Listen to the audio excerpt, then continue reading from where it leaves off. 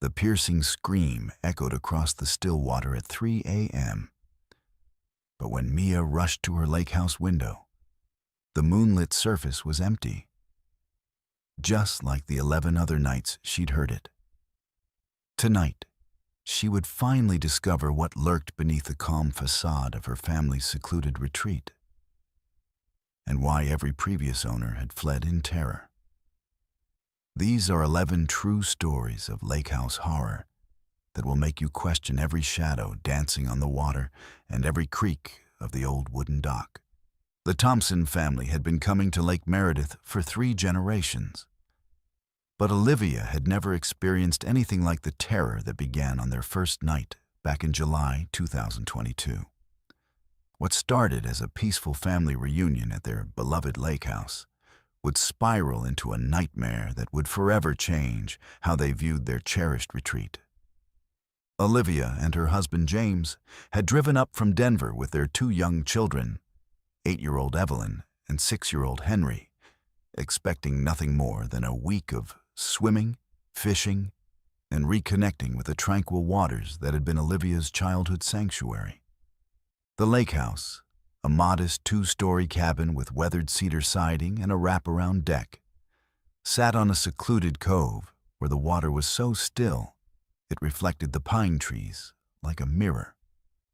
The property had been in Olivia's family since 1952, passed down from her grandmother, who had built it as a summer escape from city life.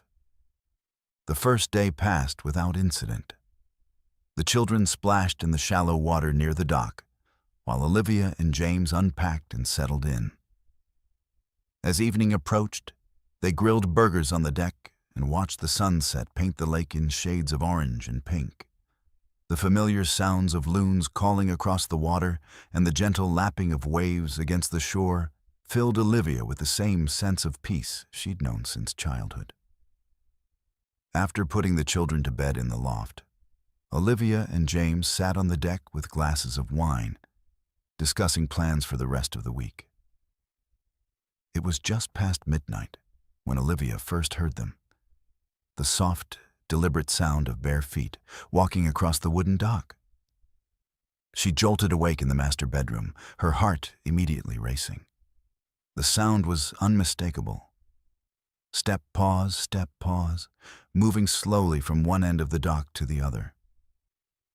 James was still sleeping beside her, his breathing steady and undisturbed. Olivia strained to listen, wondering if perhaps it was just the dock settling or some nocturnal animal. But the rhythm was too purposeful, too human. She slipped out of bed and moved to the window that overlooked the lake. The moon was nearly full, casting silver light across the water. But a thick fog had rolled in from the far shore, creating an eerie veil that obscured much of the dock's far end. Olivia pressed her face to the glass, trying to make out any movement through the mist. The footsteps had stopped, but she could swear she saw a shadow moving near the end of the dock, just beyond where the fog grew thickest. Olivia's rational mind searched for explanations. Maybe it was a deer that had wandered onto the property, or perhaps a raccoon investigating the dock for food scraps.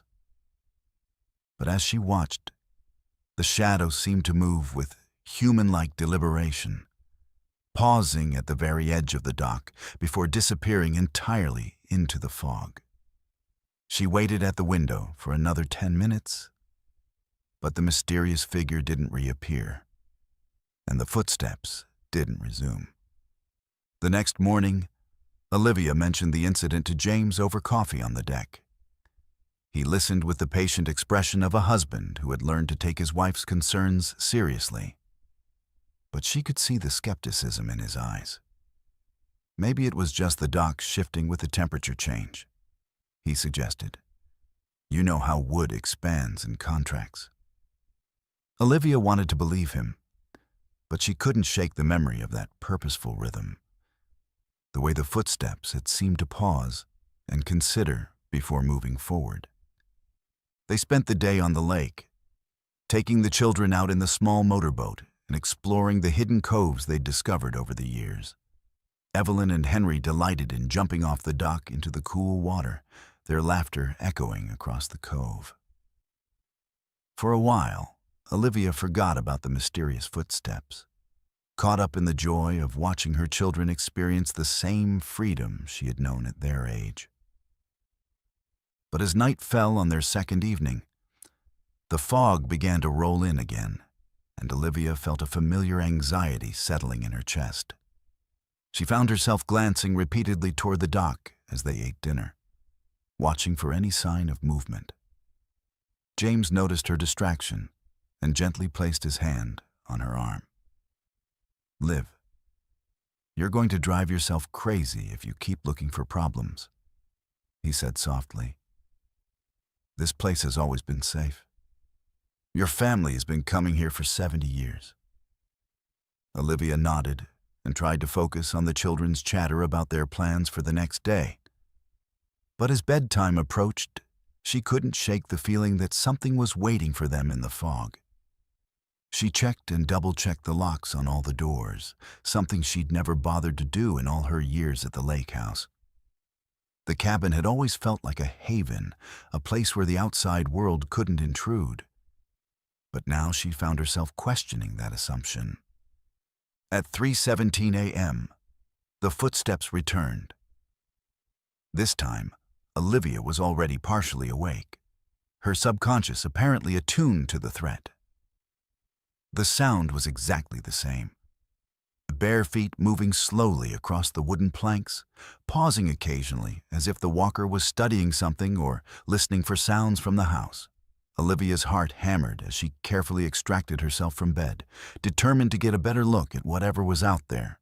She crept to the window and peered through the glass. The fog was even thicker than the night before, creating ghostly shapes that seemed to shift and move in the moonlight. But this time, Olivia could clearly see the dark outline of a figure standing at the end of the dock. It appeared to be a person of average height, completely still, facing toward the house. Olivia's breath caught in her throat as she realized the figure seemed to be looking directly at her window. The standoff lasted for what felt like hours, but was probably only minutes. Olivia remained frozen at the window, afraid to move or breathe too loudly, while the figure maintained its vigil at the end of the dock. Finally, as if sensing her gaze, the figure turned and began walking back toward the shore, the footsteps resuming their deliberate rhythm. Olivia watched in fascination and terror as the figure reached the shore end of the dock and simply vanished into the fog, leaving no trace of its presence. This time, Olivia woke James immediately. "There's someone out there," she whispered urgently, shaking his shoulder. "I saw them on the dock. They were watching the house." James, still groggy but alarmed by the fear in his wife's voice, got up and looked out the window. The fog had already begun to dissipate, and the dock stood empty in the moonlight. "Liv, there's nothing there," James said gently, but Olivia could hear the concern creeping into his voice. "Are you sure you weren't dreaming?" Olivia's frustration mounted as she tried to convince her husband of what she'd witnessed. She knew how it sounded, like the overactive imagination of someone who'd watched too many horror movies. But she also knew what she'd seen, and the memory of that still figure watching their window filled her with dread. The next morning brought a discovery that validated Olivia's fears. As James walked out to check on the boat, he called back to the house with confusion in his voice. "Liv, come look at this." Olivia hurried to the dock, her stomach already nodding with anticipation. There, clearly visible in the morning light, were wet footprints leading from the water's edge to the end of the dock and back again. The prints were human-sized, definitely made by bare feet, and they were still damp despite the warm morning air. James knelt down to examine the prints more closely. "These are fresh," he said, his voice now carrying the same unease that had plagued Olivia. "Someone was definitely here last night." They followed the trail of footprints, which led from the dock to the edge of their property, before disappearing into the thick woods that surrounded the lake. There were no signs of a boat or vehicle, no indication of how the mysterious visitor had arrived or departed. The family spent the rest of the day in an uneasy state. Olivia found herself constantly checking the windows and doors, while James quietly searched the property for any signs of camping or hiding places. The children, sensing their parents' tension, stayed closer to the house and asked fewer questions about swimming or exploring. As evening approached, Olivia made a decision that would have been unthinkable just days before. "We're leaving in the morning," she announced as they sat around the dinner table. "I'm not staying here another night." James looked like he wanted to argue, but the evidence of the footprints had shaken him too. "Maybe we should call the police," he suggested. "Let them know someone's been trespassing." Olivia nodded, but she knew that reporting wet footprints to the authorities would likely result in little more than a notation in some report file. The lake house had always been their sanctuary, but now it felt violated, watched, no longer safe. As they packed their belongings the next morning, Olivia took one last look at the dock where the mysterious visitor had stood. The fog was rolling in again, and she could almost imagine seeing that dark figure materializing from the mist. Forever watching, forever waiting. The Thompson family never returned to Lake Meredith. Olivia put the property up for sale within a month, despite James's protests that they were letting fear drive them away from 3 generations of family history. But Olivia knew what she'd seen, and she knew that some mysteries were better left unsolved. The lake house sold quickly to a young couple from the city, eager for their own peaceful retreat. Olivia never told them about the midnight footprints, but she often wondered if they too would discover that some visitors come calling in the fog, leaving only wet traces of their presence and an overwhelming sense that they were never truly alone. Let's move to our second story. Ethan had always been a solo traveler, finding solace in the quiet moments that came with exploring remote destinations alone. In August 2018, he discovered what he thought would be the perfect getaway. A secluded lake house rental nestled deep in the Adirondack Mountains of upstate New York. The property listing had promised complete privacy and tranquil waters. And after months of working grueling 12-hour days as a software engineer in Silicon Valley, Ethan craved nothing more than a week of digital detox surrounded by nature. The lake house sat on the shores of Whispering Pine Lake, a small body of water so remote that Ethan's GPS had lost signal during the final 3 miles of his journey down winding dirt roads. The cabin itself was a rustic A-frame structure built sometime in the 1970s, with knotty pine walls, a stone fireplace, and large windows that offered panoramic views of the lake. According to the property owner, Mrs. Eleanor Hartwell, the cabin had been in her family for decades, serving as a peaceful retreat for writers, artists, and anyone seeking to escape the modern world's constant connectivity. Ethan arrived on a Sunday afternoon in late August, when the summer heat was beginning to give way to the crisp promise of autumn. He spent his first day settling in, unpacking his minimal belongings and familiarizing himself with the cabin's quirks. The kitchen was well stocked with vintage appliances, the bedroom loft accessed by a steep wooden staircase, and a small boathouse sat at the end of a weathered dock that extended into the pristine lake waters. Everything seemed perfect for the peaceful retreat he had envisioned. The first night passed without incident. Ethan fell asleep to the gentle sounds of water lapping against the shore and the distant call of night birds. He woke refreshed, spent the day kayaking and reading on the deck, and looked forward to a full week of such tranquility. But it was on his second night that the disturbances began, starting with what seemed like an innocent sound that would escalate into something far more sinister. At exactly 3 a.m., Ethan was jolted awake by a series of deliberate knocks on the large picture window that faced the lake. The sound was unmistakable. 3 sharp raps, pause, 3 more raps, pause, then silence. Ethan lay in bed for several minutes, listening intently, but the knocking didn't resume. He convinced himself it must have been a branch blown against the window by the night breeze, though he couldn't recall hearing any wind when he'd gone to bed. The next morning, Ethan thoroughly inspected the exterior of the cabin. There were no overhanging branches near any of the windows, and the night had been completely still. He found no scratches on the glass, no signs of impact, nothing that could explain the precise knocking sound he'd heard. Still, he maintained his rational skepticism, determined not to let his imagination run wild during what was supposed to be a restorative vacation. The second night brought more than just knocking. At 3 a.m. sharp, the same 3-rap pattern echoed from the window, but this time it was accompanied by what sounded like whispered voices just beyond the glass.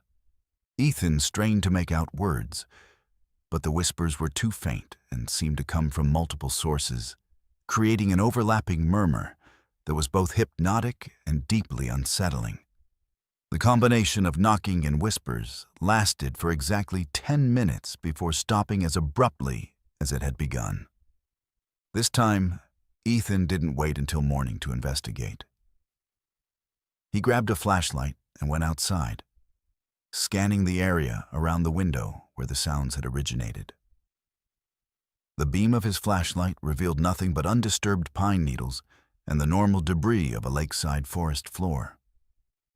There were no footprints, no signs that anyone had been standing near the cabin. The lake stretched out before him, calm and empty under the star-filled sky. By the third night, Ethan was dreading the approach of 3 a.m. He tried staying awake, positioning himself near the window with his flashlight ready. But despite his best efforts, he found himself dozing fitfully in the chair he'd pulled up to keep watch. He was startled awake not by knocking this time, but by the sound of footsteps moving slowly across the ceiling above him. The steps were deliberate and heavy, moving from one end of the loft to the other with the purposeful gait of someone who belonged there. Ethan's blood ran cold as he realized the impossibility of what he was hearing. The loft bedroom was directly above him, but he was the only person in the cabin. He had locked all the doors before bed and had heard no one enter. The footsteps continued for several minutes, accompanied by the creaking of old floorboards under weight. Occasionally, the steps would pause, as if whoever was up there was listening or examining something, before resuming their methodical journey back and forth across the small space. Gathering his courage, Ethan climbed the steep stairs to the loft, his flashlight beam dancing ahead of him. The small bedroom was exactly as he'd left it. Bed made, his clothes folded neatly on the dresser, windows locked and undisturbed. There was nowhere for an intruder to hide in the compact space, and yet the footsteps had been unmistakably real. As he stood in the loft, trying to make sense of what he'd heard, the knocking began again on the window downstairs, the same 3-rap pattern that had become his nightly torment.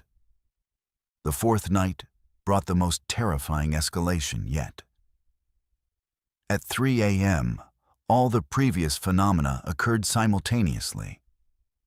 The knocking came from multiple windows around the cabin.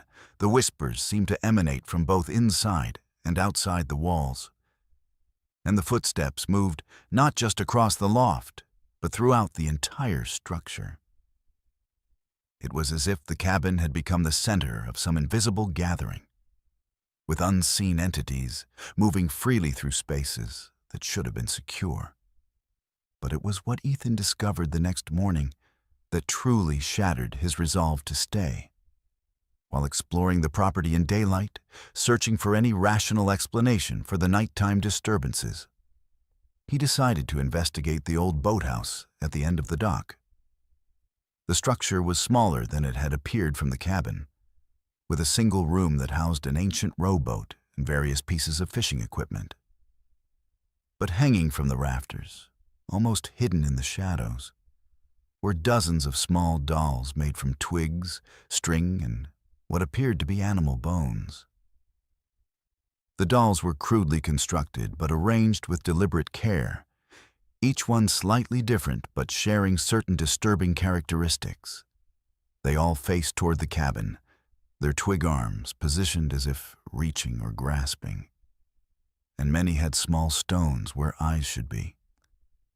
Some were bound with red string, others adorned with feathers or small pieces of fabric that looked like they'd been torn from clothing.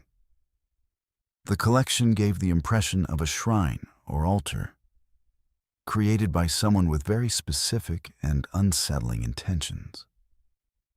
Ethan's hands trembled as he photographed the dolls with his phone, though he doubted anyone would believe what he'd found.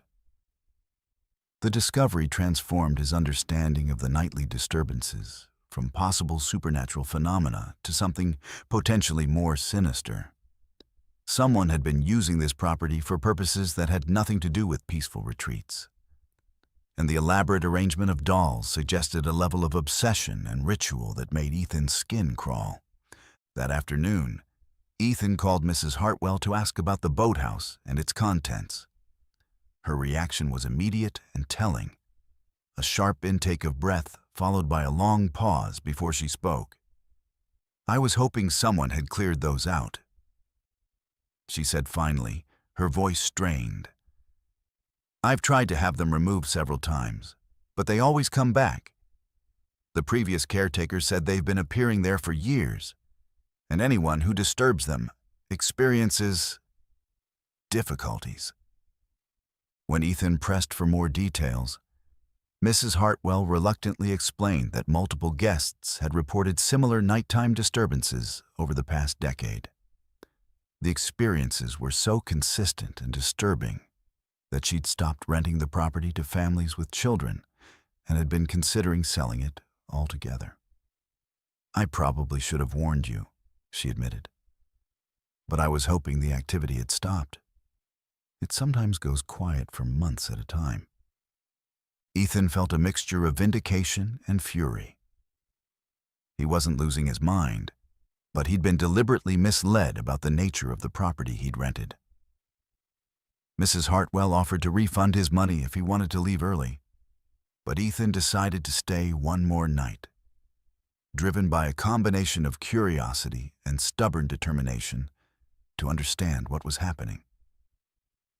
The fifth night was his last. At 3 a.m., the full symphony of disturbances began as usual. But this time Ethan was ready. Instead of cowering in his bed or investigating with trembling hands, he sat calmly in the main room and spoke aloud to whatever presence seemed to inhabit the space. "I know you're here," he said to the empty cabin. "I've seen your dolls. What do you want?" The response was immediate and terrifying. The whispers, which had always been indistinct, suddenly became clear, seemed to come from directly behind his ear. A voice, neither male nor female, but somehow ancient and patient, spoke a single word. "Stay." The word was repeated by multiple voices, creating a chorus that surrounded him from all directions. "Stay, stay, stay." Ethan was packing his belongings within minutes.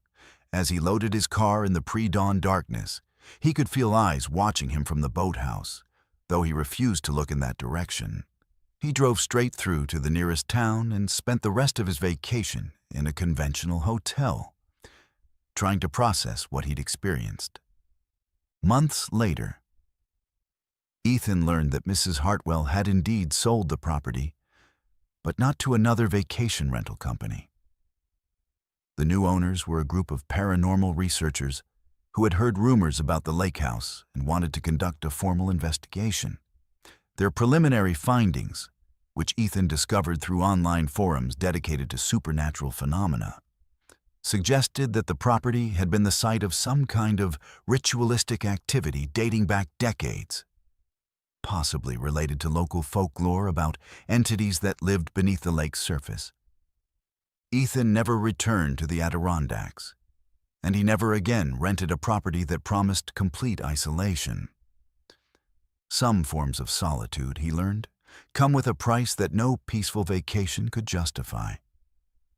The memory of that patient voice urging him to stay haunted his dreams for months. A reminder that some invitations are best politely declined. Let's move to our third story. Charlotte and her 3 college friends had chosen Lake Blackwater for their annual summer reunion in September 2019. Drawn by its reputation as a hidden gem tucked away in the remote wilderness of northern Maine. The 4 friends, Charlotte, Sophia, William, and Benjamin, had maintained their tradition of spending a long weekend together every year since graduating from college. And this year, they decided to rent a rustic cabin that promised adventure and complete disconnection from their increasingly demanding adult lives. Lake Blackwater lived up to its name, with dark waters that reflected the surrounding pine forest like black glass. The lake was narrow and deep, stretching for nearly 3 miles between steep, forested hills that created natural walls around the water.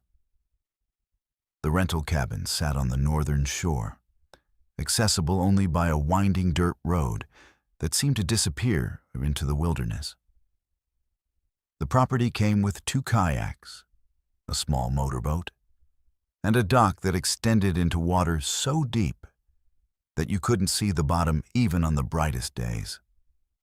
The group arrived on a Thursday afternoon in early September, when the autumn air carried the first hints of winter's approach. They spent their first evening grilling on the cabin's deck, sharing stories about their jobs, relationships, and the various directions their lives had taken since their last reunion. Charlotte, now working as a marketing manager in Boston, had been looking forward to this trip for months, eager to reconnect with friends who had known her before. The pressures of career and adult responsibilities had begun to define her daily existence. The first 2 days passed in the relaxed rhythm they'd hoped for. They took turns with the kayaks, explored the lake's hidden coves, and spent hours floating on inflatable rafts while catching up on each other's lives. William, who had become an avid photographer, documented their activities with his camera, capturing moments of spontaneous laughter and the serene beauty of their surroundings. Benjamin, always the planner of the group, had researched local hiking trails and guided them on afternoon walks through the dense forest that surrounded the lake. It was on Saturday night that their peaceful retreat took a disturbing turn.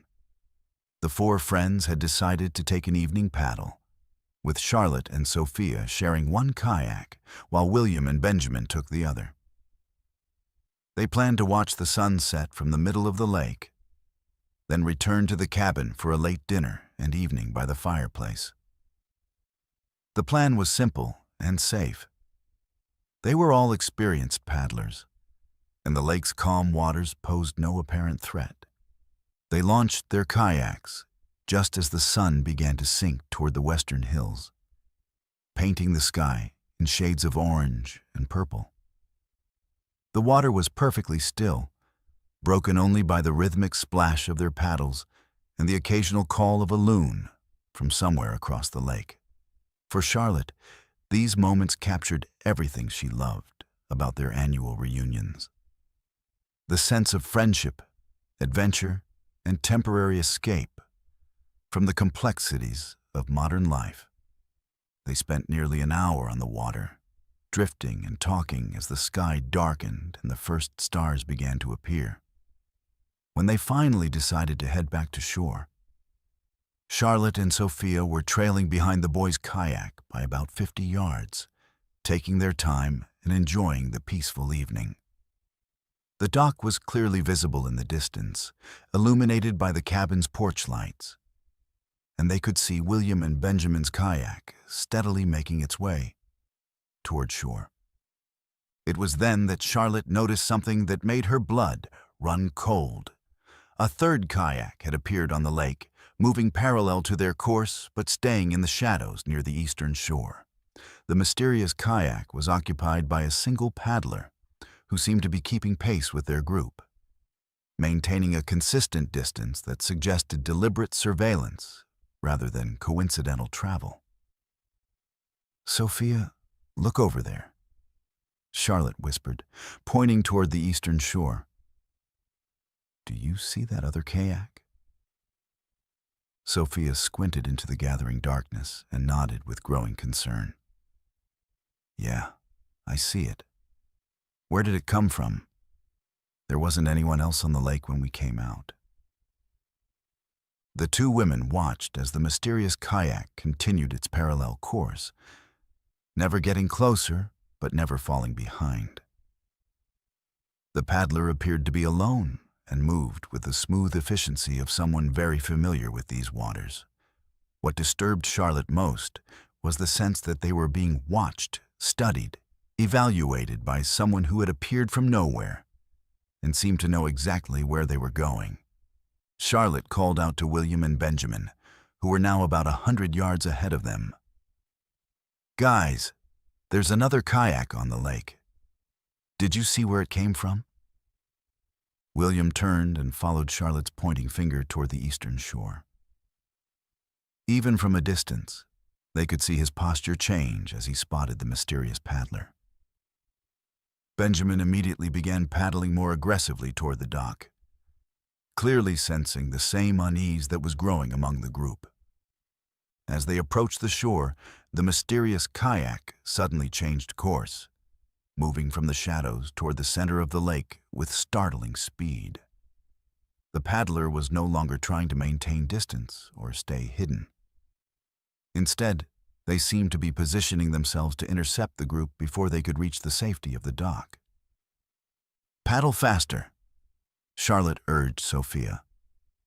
But their kayak was heavier and slower than the approaching strangers. The mysterious paddler was now close enough that they could see it was a figure dressed in dark clothing, face obscured by what appeared to be a hood or hat. The kayak itself looked different from the rental models they were using, sleeker, more professional, as if it belonged to someone who spent serious time on the water. William and Benjamin reached the dock first and quickly climbed out of their kayak, with Benjamin immediately running toward the cabin while William remained on the dock, shouting for Charlotte and Sophia to hurry. The mysterious paddler had closed the distance significantly and was now only about 30 yards away from the women's kayak, moving with mechanical precision that suggested this was not a casual encounter. Charlotte's heart pounded as she and Sophia paddled desperately toward the dock, their strokes becoming increasingly frantic as they realized the other kayak was going to reach them before they could make it to safety. The mysterious paddler was now close enough that they could hear the rhythmic splash of the paddle cutting through the water, a sound that seemed unnaturally loud in the stillness of the evening. When they were still 20 yards from the dock, the inevitable happened. The mysterious kayak pulled alongside theirs, and for the first time, Charlotte got a clear look at their pursuer. It was a man, probably in his 40s, with weathered features and eyes that seemed to reflect the darkness of the lake itself. He wore dark clothing that looked like it had been designed for stealth, and his kayak was equipped with gear that suggested he was prepared for extended time on the water. You need to leave? The man said in a voice that was calm, but carried an unmistakable threat. This lake isn't safe for people like you. Charlotte and Sophia were too frightened to respond, but they continued paddling toward the dock where William was frantically gesturing for them to hurry. The mysterious man kept pace with their kayak, his presence close enough that Charlotte could have reached out and touched his paddle. I'm not going to hurt you, the man continued, his voice remaining eerily steady. But others will. You need to pack up and leave tonight. Just as Charlotte and Sophia's kayak scraped against the dock, Benjamin emerged from the cabin carrying what appeared to be a rifle. The sight of the weapon caused the mysterious man to immediately begin paddling away from the dock. But he called back over his shoulder with words that would haunt Charlotte for years to come. Check your kayak in the morning, he shouted as he disappeared into the darkness. Then you'll understand why you need to leave. The four friends spent the rest of the evening huddled in the cabin, with Benjamin keeping watch by the window while the others tried to process what had happened. They debated calling the police, but their cell phones had no signal, and the nearest town was over an hour away down dark, winding roads. William suggested they pack up and leave immediately, but Charlotte argued that they shouldn't let one strange encounter ruin their long-planned reunion. They eventually decided to wait until morning, taking turns keeping watch throughout the night. Charlotte barely slept, haunted by the memory of the man's calm voice and the way he had appeared and disappeared so effortlessly on the dark water. When dawn finally broke, she was among the first to go outside and examine their kayaks, which they had pulled up onto the shore the night before. What she found made her stomach turn. Someone had cut a series of small holes in the bottom of one of their kayaks, holes that were carefully placed and sized to create a slow leak that would have gradually filled the kayak with water during their next outing. The sabotage was deliberate and calculated, designed to create a life-threatening situation far from shore, where rescue would be impossible. Charlotte realized with growing horror that if they had used the damaged kayak again, whoever was in it would have found themselves sinking in the deep, cold water of Lake Blackwater, potentially too far from shore to swim to safety. The mysterious man hadn't been threatening them. He had been warning them about something far more dangerous than his own presence on the lake. Benjamin examined the cuts more closely and determined that they had been made with a sharp knife, probably within the past few hours. Someone came onto our property during the night, he said grimly. While we were sleeping, they sabotaged our equipment. The group quickly packed their belongings and prepared to leave, but not before William insisted on documenting the damaged kayak with his camera. As they loaded their car, Charlotte kept glancing toward the lake, expecting to see the mysterious kayak reappear.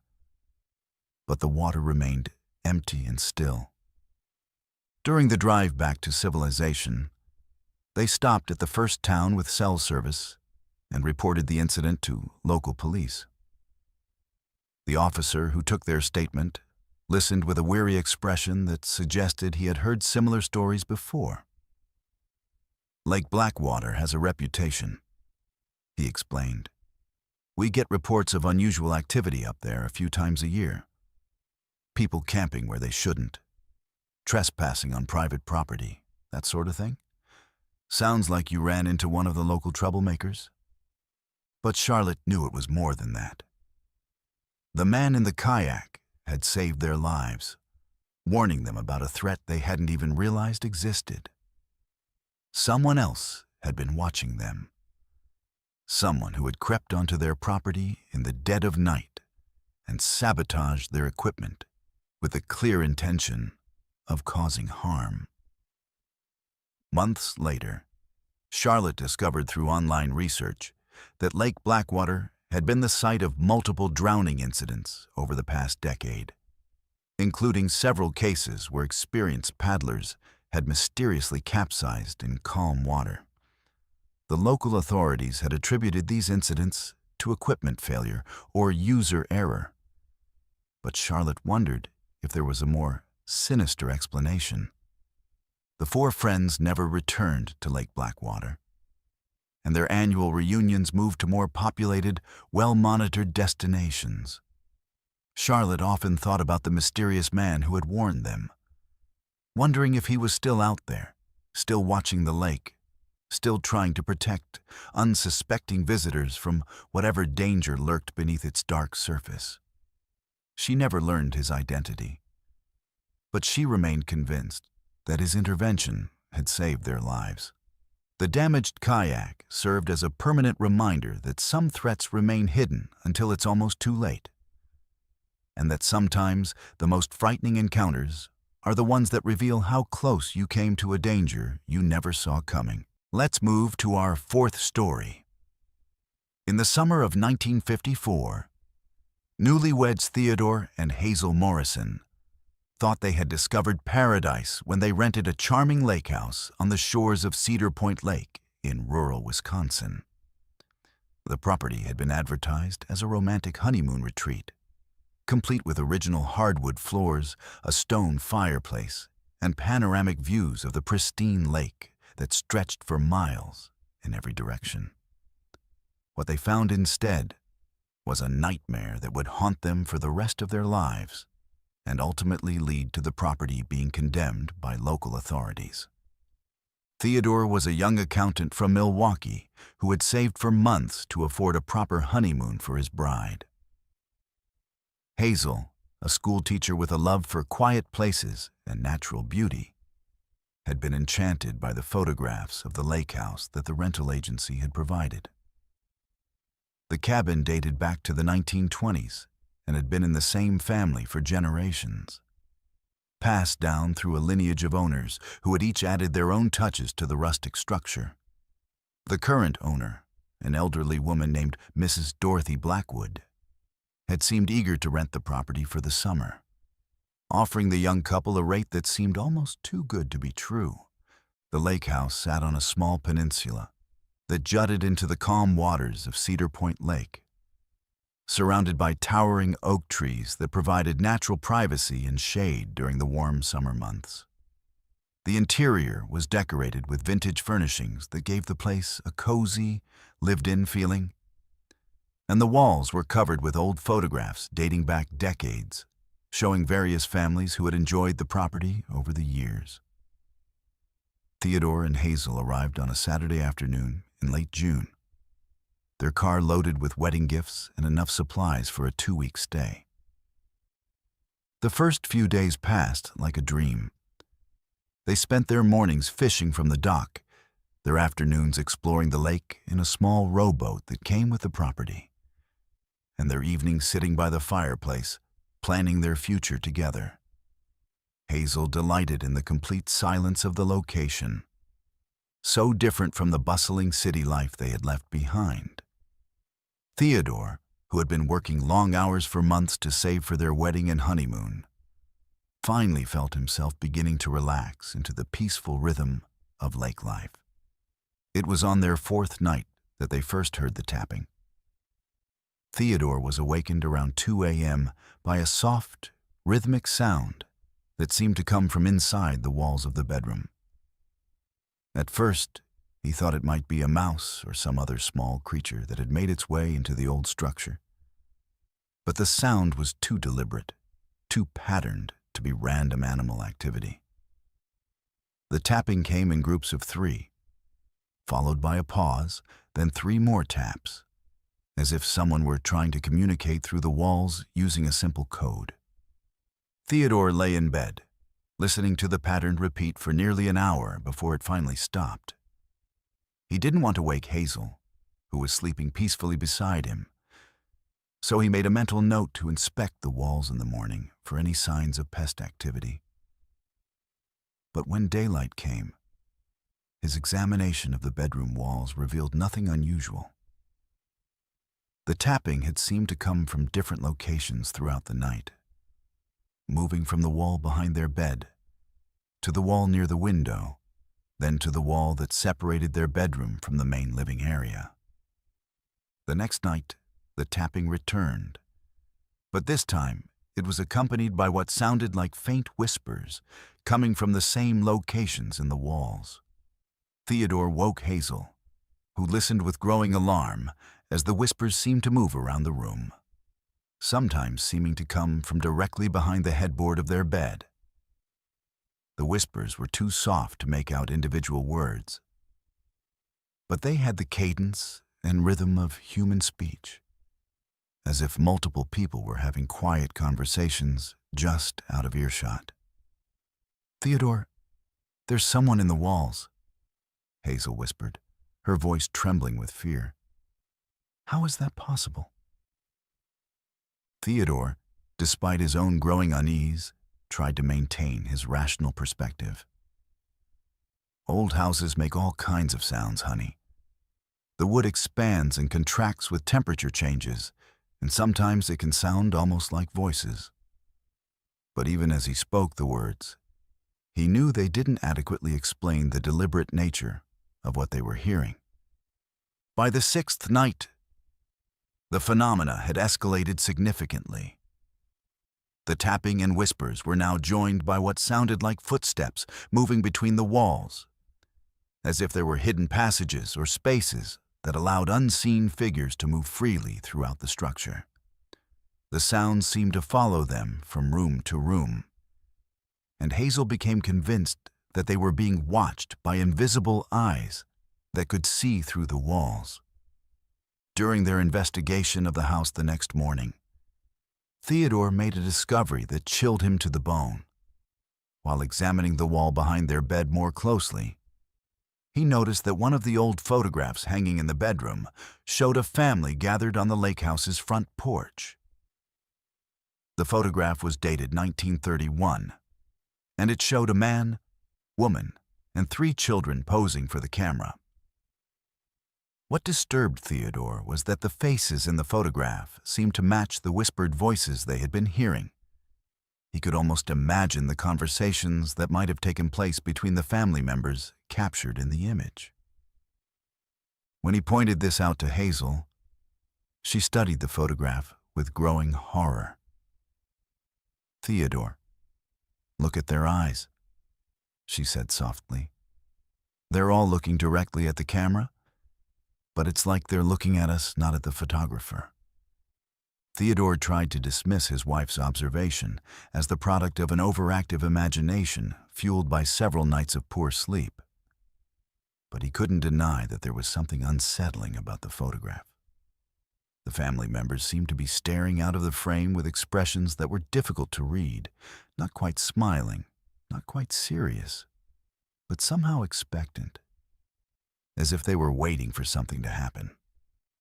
That afternoon, Theodore decided to contact Mrs. Blackwood to ask about the history of the property. When he finally reached her by telephone, her response was evasive and uncomfortable. "Oh, you're hearing the house settling?" she said quickly. "Old places like that are full of creaks and groans. Nothing to worry about." But when Theodore pressed for more specific information about the family in the 1931 photograph, Mrs. Blackwood's tone changed dramatically. "I don't know anything about old photographs," she said sharply. "I inherited that property from my aunt, and I've never spent much time there myself. If you're not comfortable staying there, you're welcome to cut your honeymoon short." The conversation left Theodore with more questions than answers. But it also confirmed his growing suspicion that Mrs. Blackwood was hiding something about the property's history. He and Hazel decided to stay for their planned 2 weeks. But they began sleeping in the living room near the fireplace, hoping that the change of location might provide some relief from the nightly disturbances. The strategy proved unsuccessful. On their 9th night, the whispers grew loud enough that they could finally make out individual words, and what they heard made them question their decision to remain at the lake house. The voices seemed to be calling their names, speaking in the same cadence and rhythm as normal conversation, but with an urgency that suggested the speakers were trying to communicate something important. "Theodore, Hazel, can you hear us?" The whispers seemed to come from directly behind the fireplace, as if the speakers were standing in the chimney. "We've been waiting so long for someone to listen." Hazel grabbed Theodore's arm with a grip that left bruises. "They know our names," she whispered. "How do they know our names?" Theodore's rational mind scrambled for explanations. Perhaps Mrs. Blackwood had mentioned their names to previous caretakers or neighbors. Perhaps the voices were just the product of suggestion and fear, their minds creating coherent speech from random sounds. But deep down, he knew that what they were experiencing defied rational explanation. The whispers continued throughout the night, sometimes seeming to come from one location, sometimes from another, but always maintaining the same conversational tone, as if the speakers were simply trying to engage them in friendly dialogue. The content of the whispers was benign. Questions about their honeymoon, comments about the beauty of the lake, observations about the weather. But the delivery was deeply unsettling. On their 10th morning, Theodore made a decision that would prove to be the most important of their honeymoon. Instead of trying to endure the remaining days of their stay, he announced that they would be leaving that afternoon. "I don't care about losing the money," he told Hazel. "Something isn't right about this place, and I'm not going to put you through any more of this." As they packed their belongings, preparing to cut their honeymoon short, the whispers began again. But this time they came during daylight hours and seemed to carry a note of desperation. "Don't leave. Please don't leave us alone again. It's been so long since we've had visitors." Theodore and Hazel loaded their car as quickly as possible. But as they prepared to drive away, Hazel insisted on taking one last look at the photograph that had disturbed them so much. What she saw made her scream with terror. The family in the 1931 photograph had changed position. They were no longer looking at the camera, but were instead turned toward the window, as if they were watching Theodore and Hazel prepare to leave. Theodore rushed to see what had frightened his wife so badly, and he too saw the impossible change in the photograph. The family members were now clearly visible in profile, their faces turned toward the window with expressions of profound sadness and longing. It was as if they were saying goodbye to visitors who had finally heard their voices after decades of silence. The young couple fled the lake house immediately, driving straight through to Milwaukee without stopping. They never spoke publicly about their experience, but Theodore later confided to his brother that the whispers had followed them home, calling to them from the walls of their own apartment for several weeks before finally fading away. 2 years later, Theodore learned through a newspaper article that the lake house had been condemned by local authorities after a series of disturbing incidents involving other renters. The article mentioned that the property had been the site of a tragic fire in 1931 that had claimed the lives of an entire family, and that several subsequent visitors had reported unexplained auditory phenomena that made the property unsuitable for rental. Mrs. Blackwood, it turned out, had been renting the property despite knowing about its troubled history, desperate to generate income from a property that had become impossible to sell. The photograph that had so disturbed Theodore and Hazel was later identified as the last known image of the family who had died in the fire, taken just days before the tragedy that had claimed their lives. Theodore and Hazel never returned to Cedar Point Lake, and they never again rented a property without thoroughly researching its history. The memory of those whispered conversations stayed with them for the rest of their lives. A reminder that some voices continue to speak long after their speakers have been silenced, and that the walls that separate the living from the dead are sometimes thinner than we dare to imagine. The lake house stood empty for several more years before being demolished in 1960.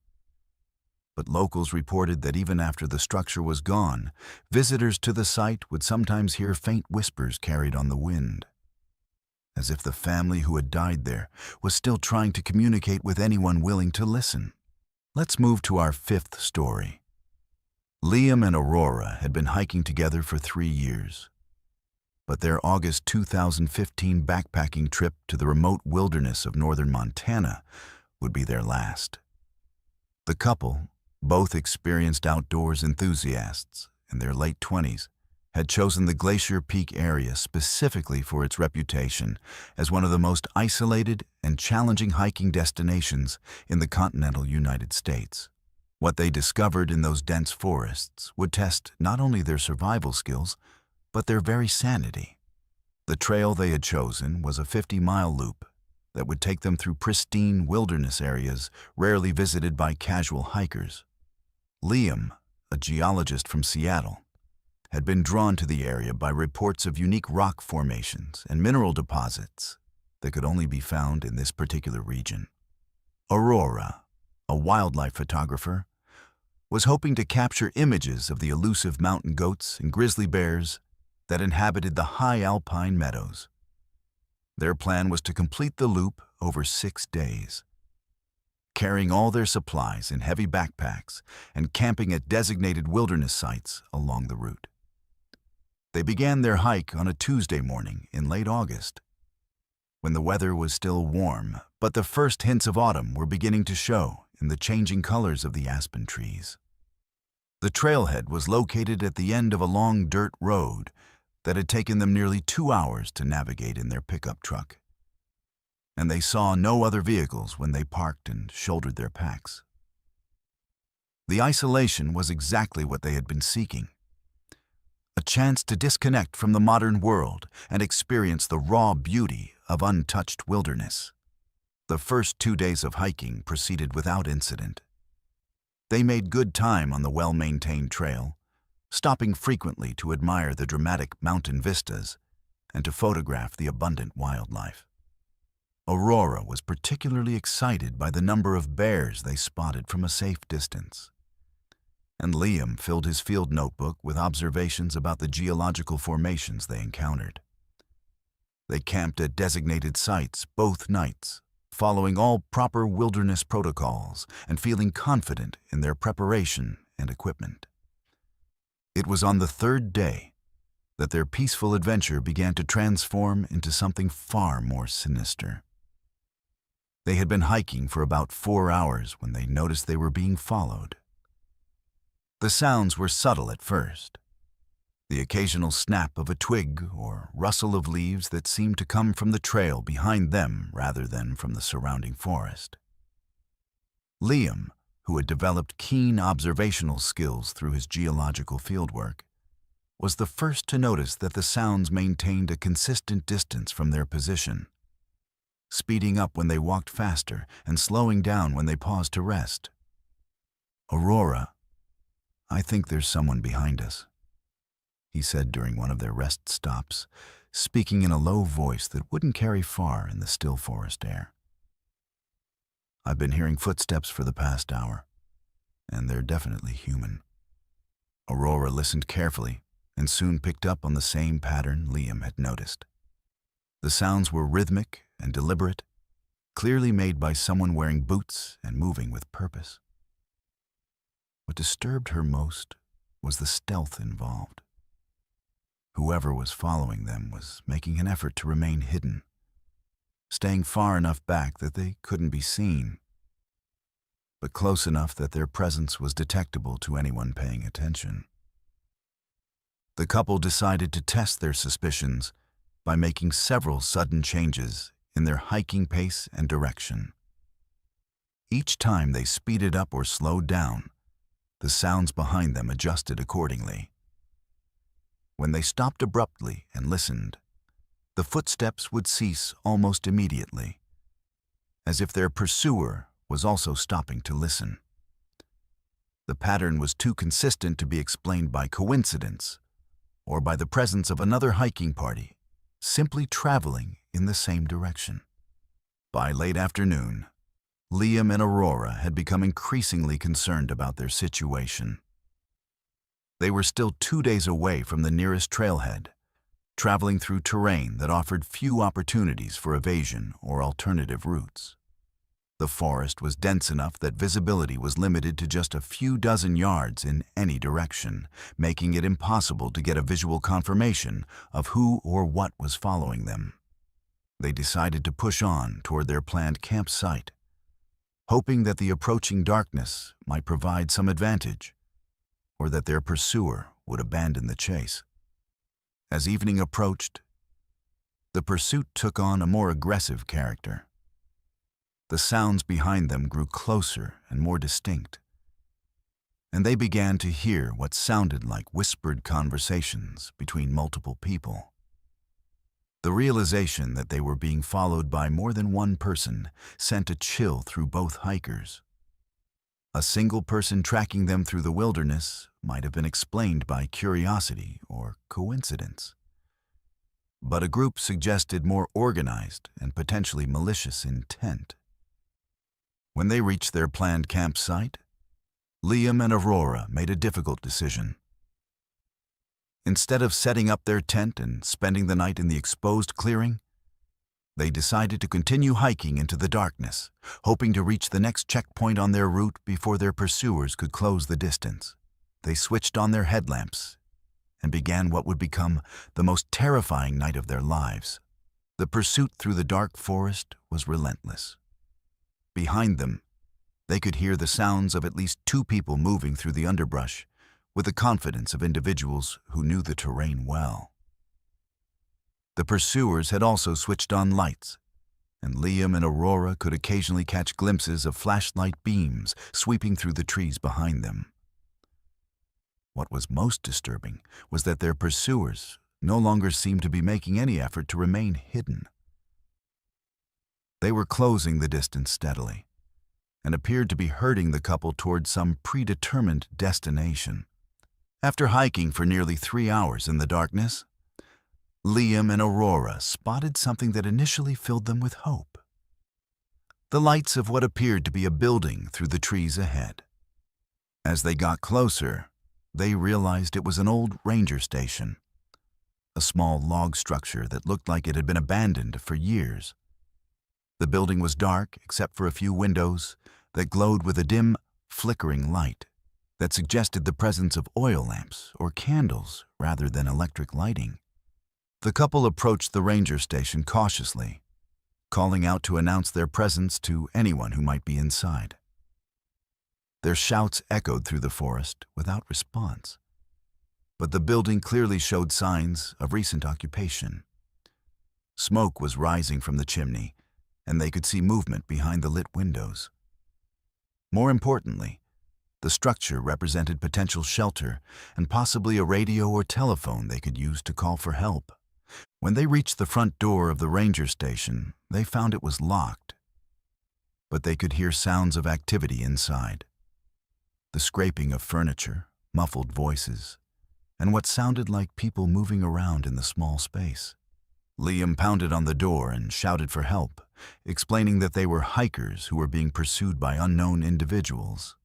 The sounds inside the building stopped abruptly, as if the occupants were listening to their pleas but choosing not to respond. It was then that they heard the voices of their pursuers, much closer than before, coming from just beyond the tree line that surrounded the ranger station. The voices were clearer now, and what Liam and Aurora heard made their blood run cold. The people following them weren't speaking in the casual tones of fellow hikers, or even the professional manner of law enforcement officers. Instead, they spoke in hushed, excited whispers that suggested they were discussing the couple as if they were prey. "They're at the station," one voice said. just like we planned. The door's locked from the inside, another voice replied. They can't get in. That's fine. We'll wait. They have to come out eventually. The realization that they had been herded toward the ranger station as part of some deliberate plan filled Liam and Aurora with panic. They were trapped between the locked building and their pursuers, with no clear escape route and no way to call for help. The darkness of the forest around them seemed to press in from all sides, and they could hear the sounds of their pursuers spreading out to surround the building. In desperation, Liam began searching for another way into the ranger station, while Aurora kept watch for any sign of their pursuers emerging from the forest. What Liam discovered when he examined the building's rear windows only added to their terror. Through gaps in the curtains, he could see inside the small structure, and what he saw defied explanation. The interior was occupied by two pale, gaunt figures who appeared to be sitting motionless at a small table, staring directly at the window where Liam was looking. The figures were dressed in what looked like old ranger uniforms, but their faces were so pallid and their eyes so dark that they barely looked human. Aurora, there's something very wrong with the people inside, Liam whispered urgently. We need to get out of here now. But their options for escape were rapidly diminishing. The sounds of their pursuers were now coming from all directions around the building, and they could see flashlight beams sweeping through the trees. As the circle tightened, the couple realized that they had only one chance. They would have to make a break for the forest and try to reach the main trail that led away from the area. Their desperate flight through the dark forest was a nightmare of stumbling over fallen logs, crashing through underbrush, and constantly looking over their shoulders for signs of pursuit. The sounds of their pursuers followed them for what felt like hours, sometimes seeming to come from directly behind them, other times from the sides or even from ahead, as if they were being driven toward some final destination. Just when their strength was beginning to fail and they feared they would be caught, Liam and Aurora stumbled onto a paved road that seemed to appear out of nowhere in the wilderness. The road was narrow and clearly saw little traffic, but it represented a potential escape route and a connection to the outside world. They followed the road for several miles before finally seeing the headlights of an approaching vehicle. The driver who picked them up was a local Forest Service employee who listened to their story with growing concern. He explained that the area they had been hiking through was known for unusual incidents, and that the old ranger station had been abandoned for over a decade after several disturbing events involving both staff and visitors. The building was supposed to be sealed and inaccessible, but reports persisted of lights being seen in the windows and sounds of activity coming from inside. You're not the first hikers to report being chased out of that area, the Forest Service employee told them. We've had several incidents over the years, but we've never been able to find any evidence of who's responsible. The official position is that it's probably just local kids playing pranks, but honestly, most of us avoid that part of the forest after dark. Liam and Aurora never reported the full details of their experience to local authorities, partly because they doubted they would be believed, and partly because they weren't sure they could adequately describe what they had seen and heard. They did file a report about being followed and harassed by unknown individuals, but the investigation yielded no results. The couple never returned to the Montana wilderness, and their relationship didn't survive the trauma of that night. Aurora moved to a different state within 6 months, and Liam gave up backpacking entirely, unable to enjoy the solitude and isolation he had once craved. The memory of those pale figures in the ranger station and the coordinated pursuit through the dark forest haunted both of them for years. Years later, Liam learned through online forums dedicated to wilderness mysteries that the Glacier Peak area had a long history of unexplained incidents dating back to the early 1900s.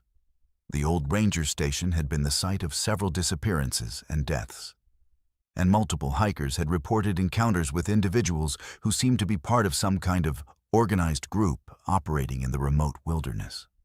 The Forest Service had quietly discouraged hiking in that particular area, though they had never issued any official warnings or explanations. The experience taught Liam and Aurora that some wilderness areas remain wild for reasons that go beyond simple isolation from civilization.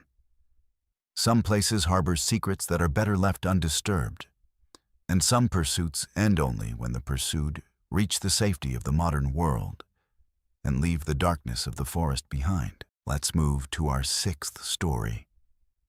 Isabella had thought that her divorce settlement would bring her peace, but the secluded lake house she'd chosen for her fresh start in the summer of 2021 became the stage for a nightmare that would make her question every shadow and every sound.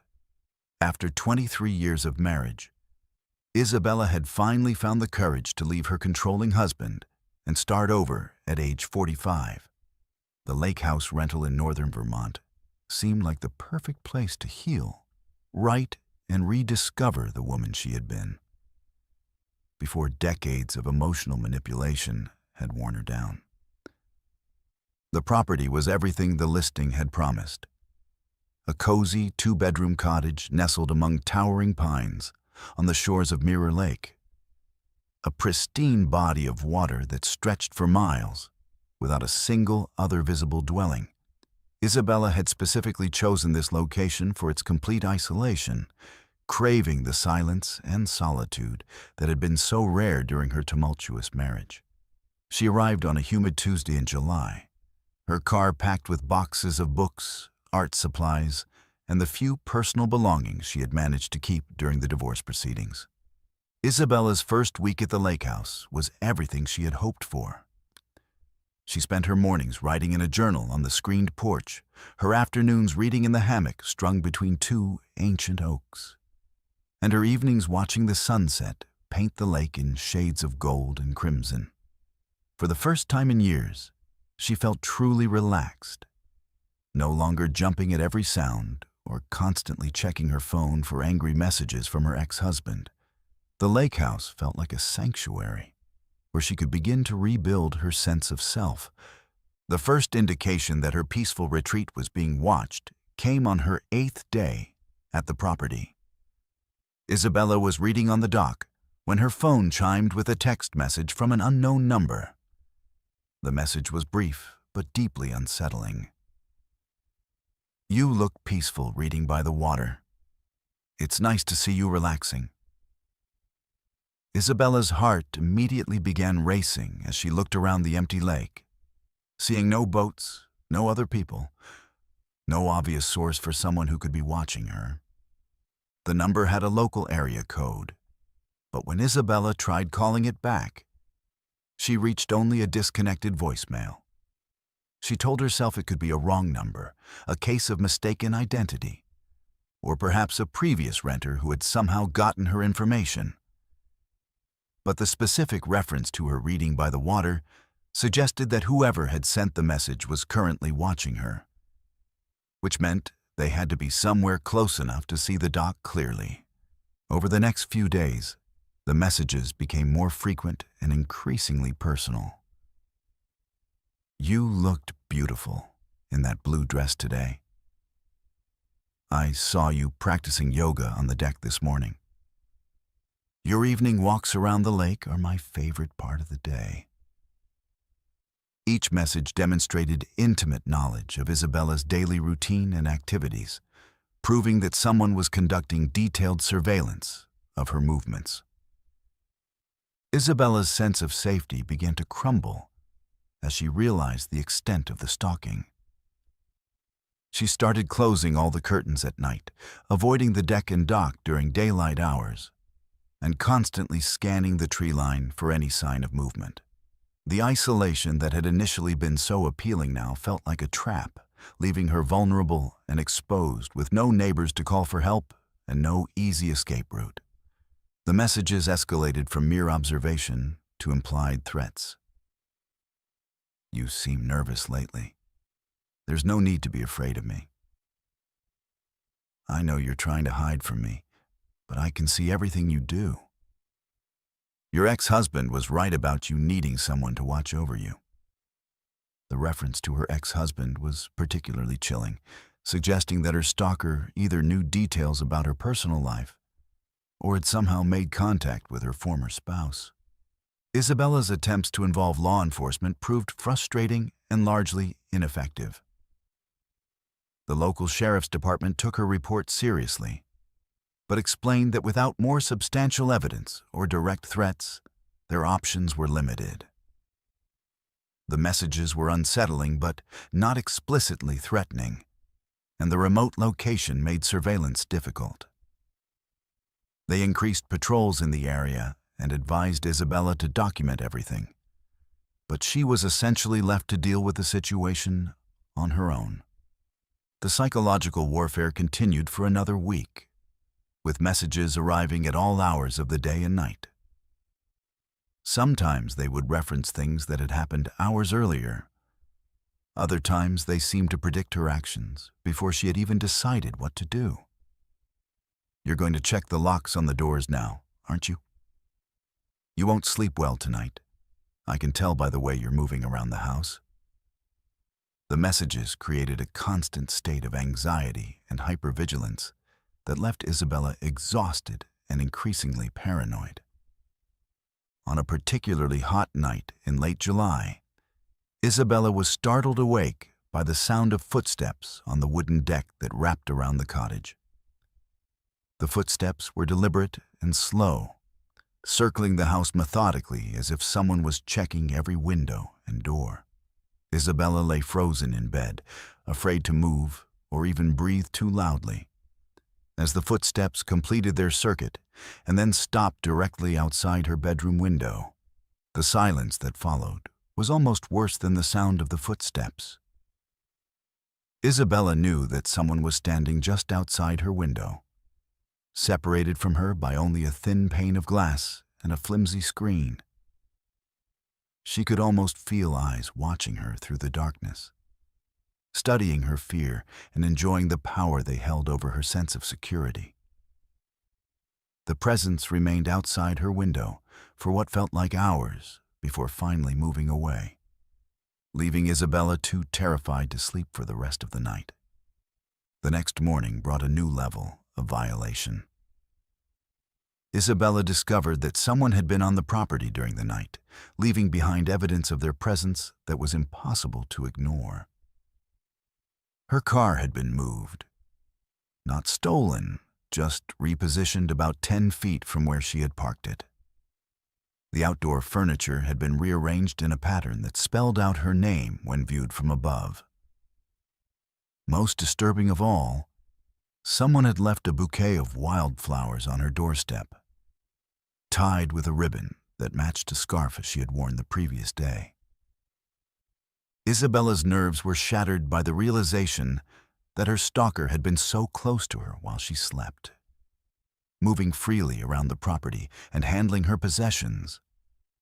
The idea that someone had been watching her closely enough to notice and remember details about her clothing was particularly unsettling. She felt completely exposed and vulnerable, as if her every movement was being cataloged and analyzed by an unseen observer. The messages that day took on a more possessive tone. Did you like my flowers? I picked them especially for you. You looked so peaceful sleeping last night. I stood outside your window for a long time just watching you breathe. I know you're thinking about leaving, but you can't run from me forever. I'll always be able to find you. The escalation from watching to actually approaching the house marked a dangerous new phase in the stalking behavior. Isabella made the decision to install a trail camera near the front door, hoping to capture evidence of her stalker's identity. The camera was motion-activated and designed to take photos whenever someone approached the cottage. She positioned it carefully, disguising it among the natural vegetation and programming it to send images directly to her phone. For the first time since the stalking began, Isabella felt like she was taking some control over the situation. The trail camera's first capture came 2 nights later. Isabella was alerted by her phone that motion had been detected, and she opened the app to view the image with a mixture of hope and dread. What she saw made her blood run cold. The photograph showed a figure standing directly in front of the camera, close enough that the motion sensor had been triggered. But the person was wearing a dark hood that completely obscured their features. More disturbing was the fact that the figures seemed to be looking directly at the camera, as if they knew exactly where it was positioned and were deliberately posing for the photograph. The image was clear enough to show that the stalker was of medium height and build, wearing dark clothing that would make them nearly invisible in the nighttime forest. But the most chilling detail was visible in the person's hands. They were holding Isabella's car keys, which she was certain she had left on the kitchen counter inside the locked cottage. The realization that her stalker had somehow gained access to her temporary home while she was inside filled her with a terror that made her physically ill. Isabella immediately called the sheriff's department, but their response was limited by the same jurisdictional and evidentiary issues that had hampered their earlier investigations. The photograph was certainly evidence of trespassing, but the hooded figure was unidentifiable, and proving the connection between the trespasser and the text messages remained problematic. The deputies who responded to her call were sympathetic but honest about the limitations of what they could do to protect her. The final message Isabella received was different from all the others. Instead of the usual surveillance reports or veiled threats, this message contained information that made her realize the true extent of the danger she faced. "I know you're planning to leave tomorrow. I've been watching you pack. But before you go, you should know that I have copies of your house keys from when you lived with your husband. I know where you're going next, and I'll be waiting for you there." The message revealed that her stalker had somehow obtained detailed information about her personal life, including her living arrangements and future plans. The reference to having copies of her keys suggested either a connection to her ex-husband or access to information that should have been completely private. Isabella realized that leaving the lake house wouldn't necessarily end her ordeal. She was dealing with someone who had the resources and determination to continue the stalking regardless of her location. Isabella packed her belongings that night and left the lake house before dawn, driving straight to a women's shelter in a different state where she could receive professional help and protection. She never returned to Vermont, and she never learned the identity of her stalker. The trail camera was left behind in her haste to escape, and she often wondered if it continued to capture images of the hooded figure returning to the empty cottage, searching for the woman who had finally found the courage to run. The experience at the lake house taught Isabella that sometimes the greatest threats come not from strangers in dark alleys, but from the invisible watchers who study our routines and vulnerabilities with patient persistence. She eventually rebuilt her life in a new city, but she never again sought the kind of isolation she had once craved. Some forms of solitude, she learned, come with a price that no amount of peace and quiet can justify. The lake house continued to be rented to unsuspecting visitors, and Isabella often wondered if her stalker had simply moved on to a new target or if they were still waiting in the shadows of Mirror Lake, watching and following and leaving flowers on doorsteps for whoever happened to be staying in the cottage where she had once thought she would find sanctuary. Let's move to our 7th story. In the summer of 1993, siblings Lucas and Chloe Whitmore discovered that some childhood memories are too terrifying to forget, even decades later. The brother and sister, ages 10 and 8 respectively, were spending their annual summer vacation at their grandfather's lake house on Moonrise Lake in rural Minnesota. What began as an innocent exploration of a mysterious island would become a nightmare that would haunt both children well into their adult lives. Their grandfather, Samuel Whitmore, had owned the lakeside property for over 30 years, and it had served as the gathering place for multiple generations of family reunions and summer vacations. The lake house was a sprawling log cabin that sat on a small peninsula, offering panoramic views of the pristine lake and its many hidden coves.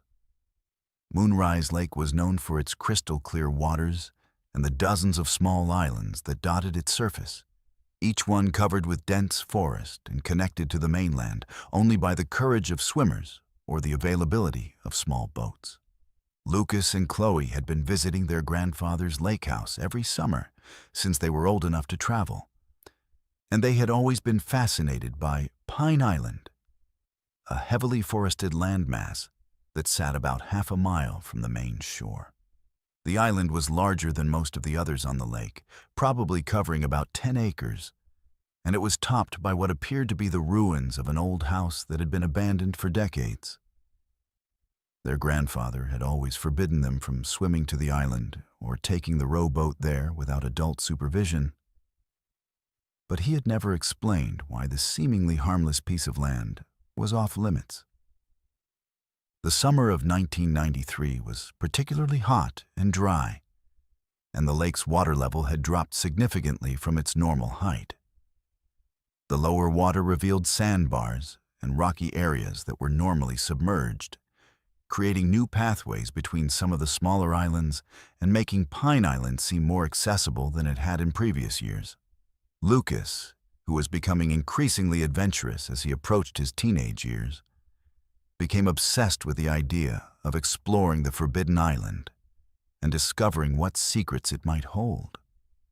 On a particularly sultry afternoon in late July, while their grandfather was napping in his favorite chair on the porch, Lucas convinced Chloe to join him in a swimming expedition to Pine Island.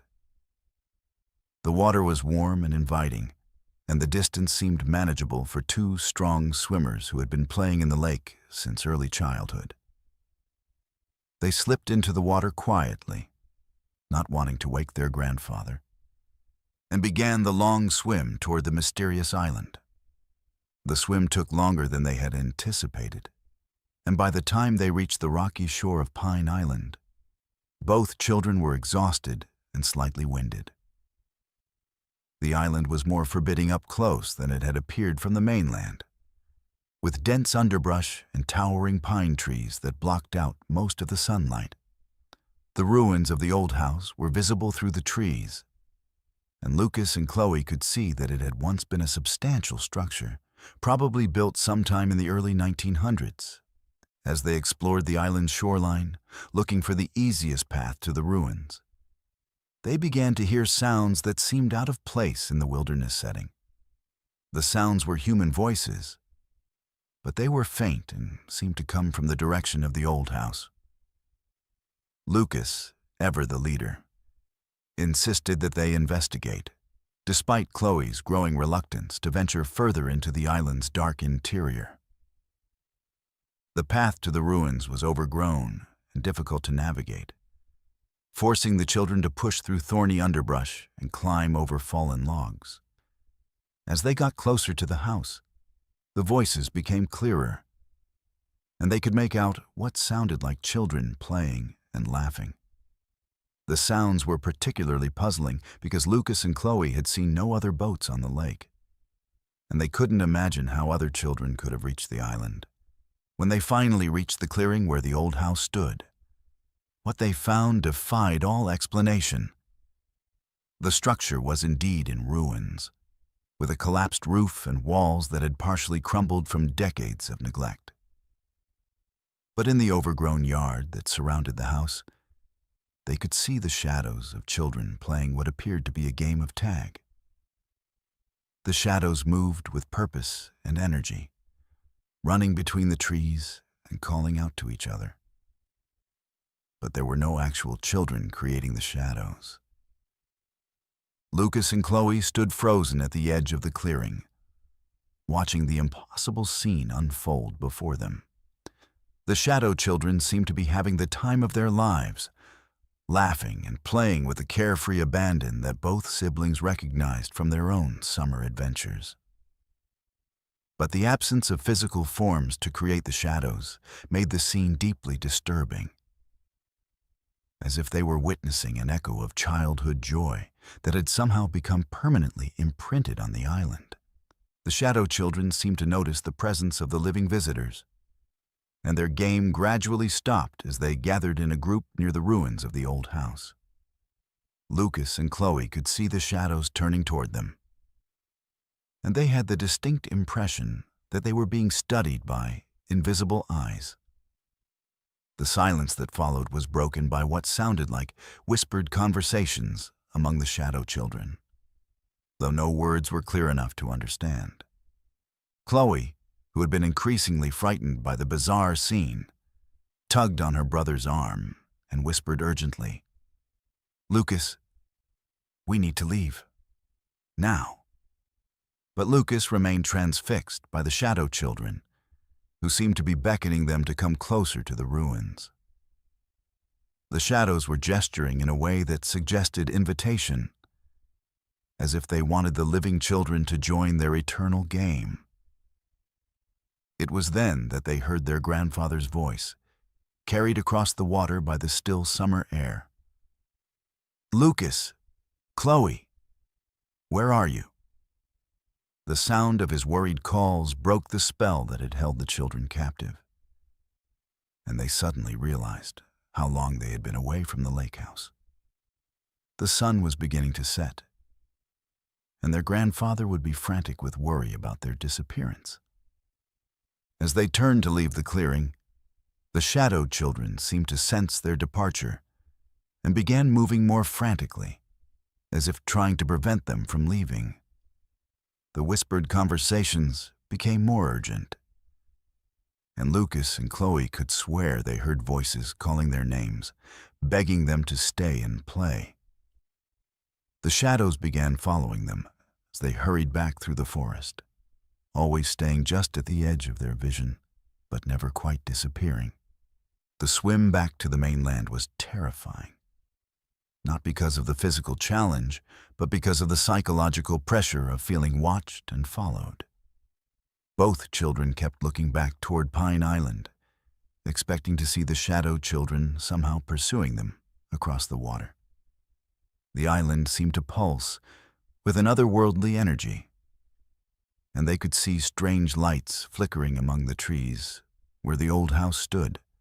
When they finally reached the familiar shore of their grandfather's property, Samuel Whitmore was waiting for them with a mixture of relief and anger that was typical of adults who had been scared by children's thoughtless adventures.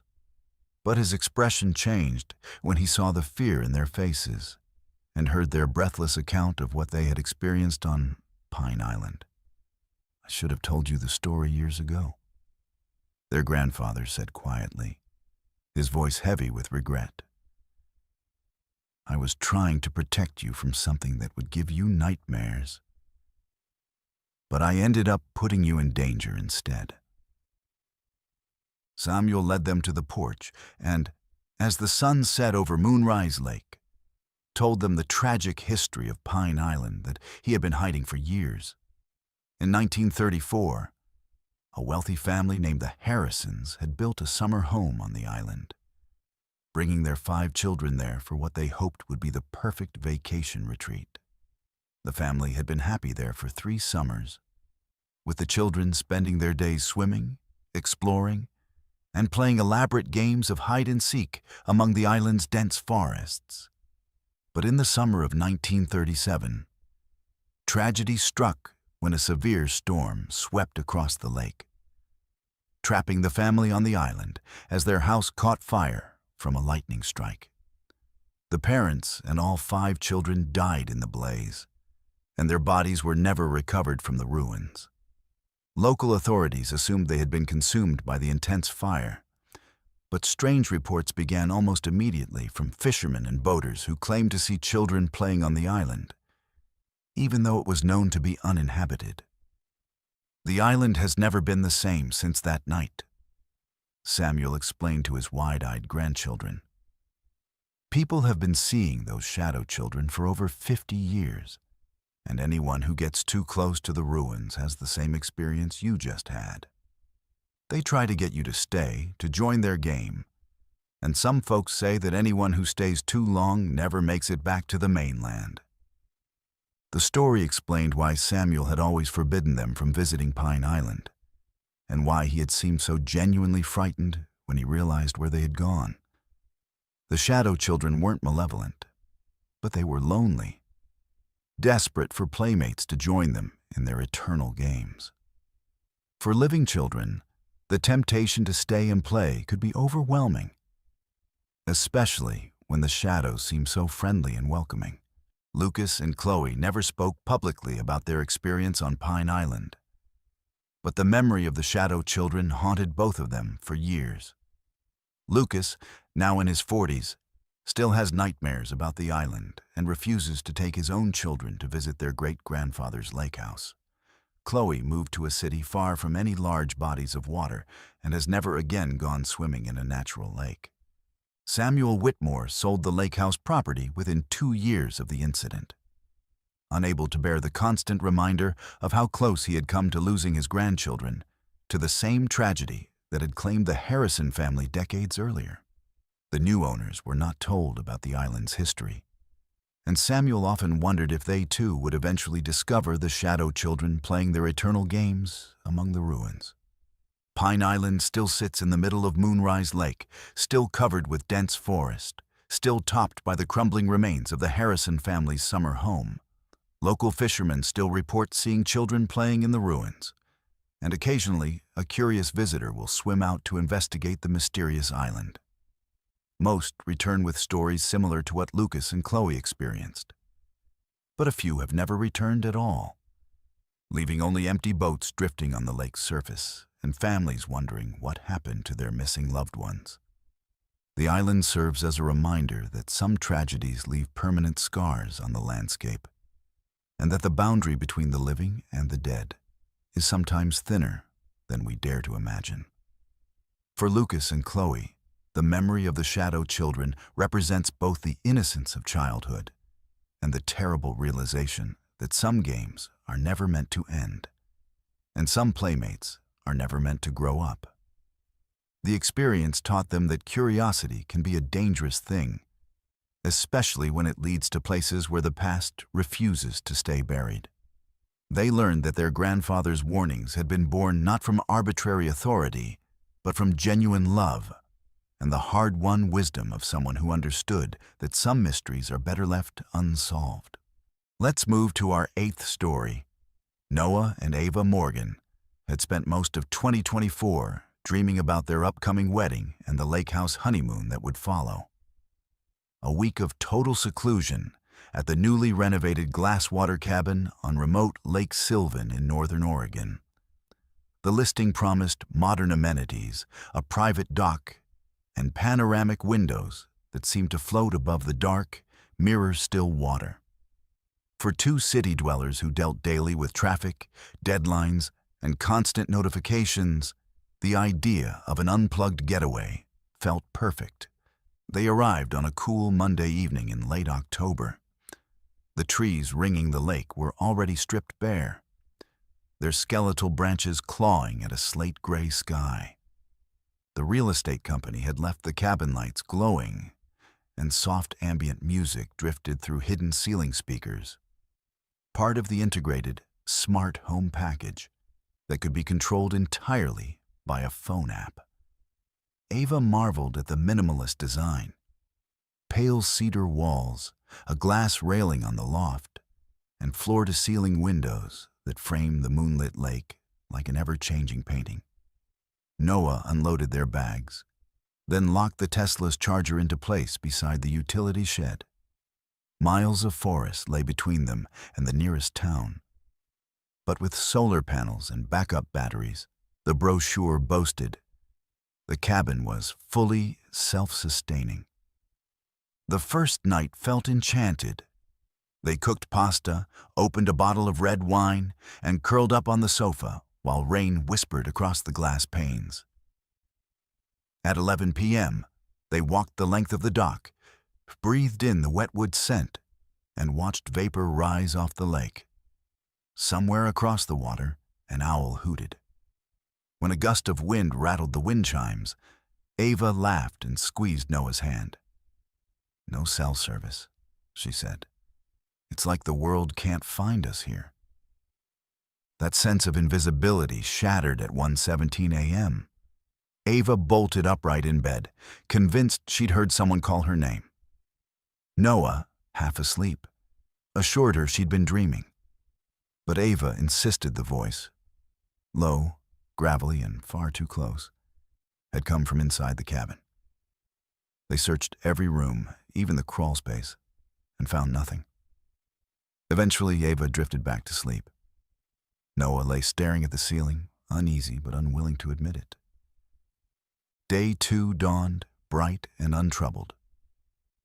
They kayaked along the foggy shoreline, snapped photos of herons lifting off the reeds, and tried to laugh away the night's strangeness. That evening, while Noah grilled vegetables on the deck, Ava explored the loft and discovered a leather-bound guest journal. The first few pages were filled with the usual vacation notes. Amazing sunsets and saw otters. But the final entry stopped her cold. September 14th, 2024, 3 a.m. If you hear it whisper your name, do not answer. If you see its reflection in the glass, do not move. One more night and we are gone for good, if the power holds. No signature, no explanation. Ava read the lines 3 times, then snapped the book shut, just as Noah called her down for dinner. That night, clouds devoured the moon, and winds slashed at the water. At 12:42 a.m., the cabin's smart lights flickered twice, dimmed, then steadied. Noah grabbed his phone to run a diagnostic, but the control app wouldn't load. 30 minutes later, every bulb died simultaneously. The music cut off mid-note, and the bathroom mirror emitted an electronic pop as its defogging strip shorted out. Total blackout. Noah fetched flashlights while Ava fumbled for the gas fireplace switch.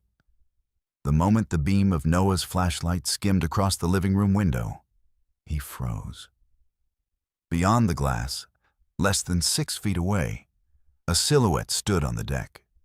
Tall, angular, its outline shimmering as though stitched from shadows. He jerked the light back. The figure vanished. "Battery surge," he muttered without conviction. "Reflections? Our eyes are adjusting." Ava's voice trembled. But it wasn't reflecting us. It was listening. With the generators supposedly seamless, a blackout made no sense. Noah went to the utility shed. The batteries were at full charge, breakers untripped, solar inverters humming. Yet the cabin remained dark. He hurried back, heart thudding, and found Ava waiting with both flashlights. She'd disabled the front door's auto lock after an alert popped up. Someone had attempted remote access to the cabin system at 1:08 a.m. They decided to ride out the night in the master bedroom. Door bolted, both flashlights trained on the hallway. Hours dragged past. Rain intensified into a drum roll on the roof, then stopped abruptly, leaving an almost painful quiet. Somewhere downstairs, a single floorboard creaked. Noah tensed. The creak repeated, slow, measured steps pacing the great room floor. Ava whispered, "It's walking where we walked." Footsteps paused beneath the loft ladder. A metallic clink followed, like fingernails tapping the rungs. Then the steps transferred to the kitchen tile, sticky sounds of bare feet on stone. Noah's throat constricted. He realized the figure, the thing, was retracing their exact movements from earlier that evening, as if replaying memories it had harvested from the cabin. Adrenaline finally overpowered dread. Noah flung the bedroom door open and swept the flashlight beam across the kitchen. Empty. But the refrigerator screen, despite the power failure, glowed with a single line of text. "Welcome back. Turn around." Noah did. A dark shape loomed at the end of the hallway, taller now, its edges rippling like smoke. It didn't advance. It simply vibrated, humming with a subaudible frequency that prickled the skin. Noah staggered backward, slammed the door, and shoved a dresser against it. Ava, clutching her phone, tried calling 911, but there was no signal, only a harsh burst of static that resolved into a whisper. "Ava." They both heard it, not through the phone's speaker, but from inside the room. Then silence returned. The house felt as though it were holding its breath. At first light, the power returned. Every device rebooted, lights blazed, music resumed at low volume. Noah and Ava emerged shakily to find the cabin exactly as they'd left it, except for the bathroom mirror. A pitch-black handprint, monstrous in size, stained the fogged glass. 5 elongated fingers radiated outward, tapering to needle points. Beneath the print, traced in moisture, was a new message. "Stay daylight." Ava begged to leave immediately. Noah packed, but the Tesla's dashboard displayed 0% battery. Every cable was intact, yet the vehicle wouldn't accept power. Stranded, they tried contacting the rental agent through the landline. Dead. Then by satellite Wi-Fi, no signal. Noah remembered the kayak and proposed paddling across the lake to reach a ranger's outpost marked on the trail map. Ava agreed. They loaded essentials, pulled on life vests, and pushed off. Halfway across, a dense fog rolled in, reducing visibility to mere yards. The water, calm moments earlier, began swirling in lazy spirals around the boat, as though something massive churned beneath. Ava pointed behind them. The lake house windows, now distant squares of white, held the silhouette again, darker than ever. Standing inside, hand pressed against the glass in perfect mimicry of the print on the bathroom mirror. A deep vibration rose through the hull. The kayak rocked. Noah dug his paddle urgently, but the water clung like syrup. Beneath the fog, an oily shadow unfurled, pacing the motion of the boat. Then the stern dipped violently. Ava screamed as a black, talon-tipped hand breached the surface, slapped the hull, and vanished. Another strike followed, closer to Noah. The third lifted the entire kayak, 6 inches before letting it slam back down. Desperation lent Noah strength. He paddled with ferocity, and at last the shadow receded, as though the entity were tethered to the house and could pursue them no farther. They reached the opposite shore, abandoned the kayak, and sprinted through dripping pines until they burst onto an old service road. Hours later, they flagged down a ranger truck driven by Daniel Cruz, who listened with widening eyes. 2 winters ago, he said, a tech entrepreneur had installed the smart home array at Glasswater Cabin, then vanished during a solo stay. The property manager found the place spotless, except for a single black handprint on the refrigerator door. Investigators ruled it a voluntary disappearance. Daniel radioed headquarters. A patrol escorted Noah and Ava to safety. When a maintenance crew arrived at the cabin that afternoon, they found every light blazing, music pounding through the speakers, and the smart thermostat running hot enough to warp the hardwood floors. The crew cut the main breaker. The system shut down. Before leaving, one technician snapped pictures for documentation. In the final photo, taken facing the lakefront windows at dusk, a figure stood on the dock, tall, faceless, hand raised in farewell. Noah and Ava never saw the cabin again. 3 months later, a wind-driven wildfire swept through the region and reduced glasswater to ash. Yet firefighters reported retrieving a single intact artifact from the debris. The bathroom mirror, glass unbroken, framed in charred timber. Scorched across its surface, impossible to wipe away, remained the inky handprint, waiting, as if the entity needed only another pane of glass and another pair of unwitting guests to cross the lake and come home. The officers arrested the intruder when they found him hiding in the attic the next morning. The man, identified as Marcus Thorne, was a local photographer who had been living in the woods surrounding the lake house for nearly 2 weeks. Thorne had apparently developed an obsession with the Harrison family after observing them during their first days at the property.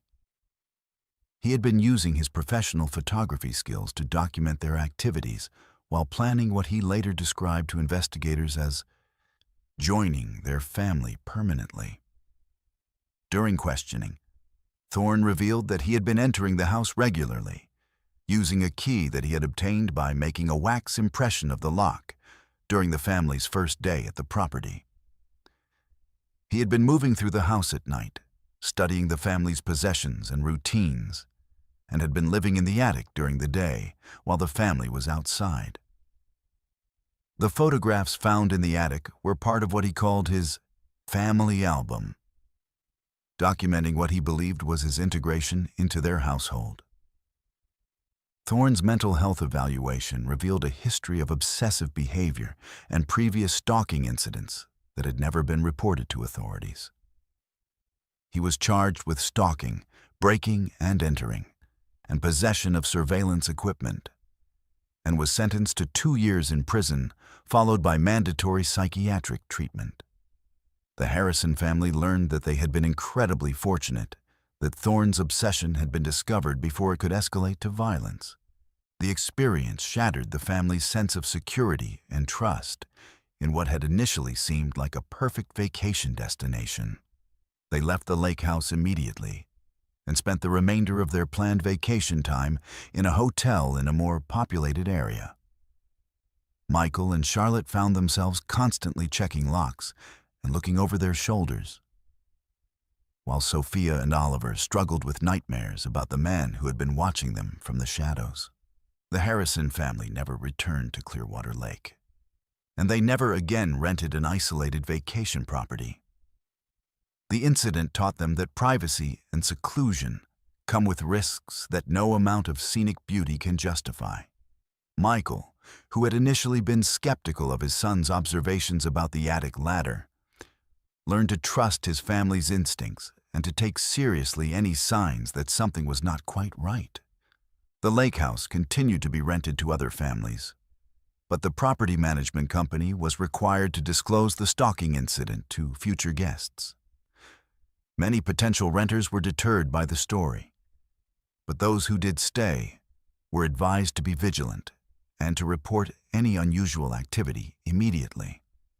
The attic, which had once been marketed as a charming reading nook, was permanently sealed off and is no longer accessible to guests.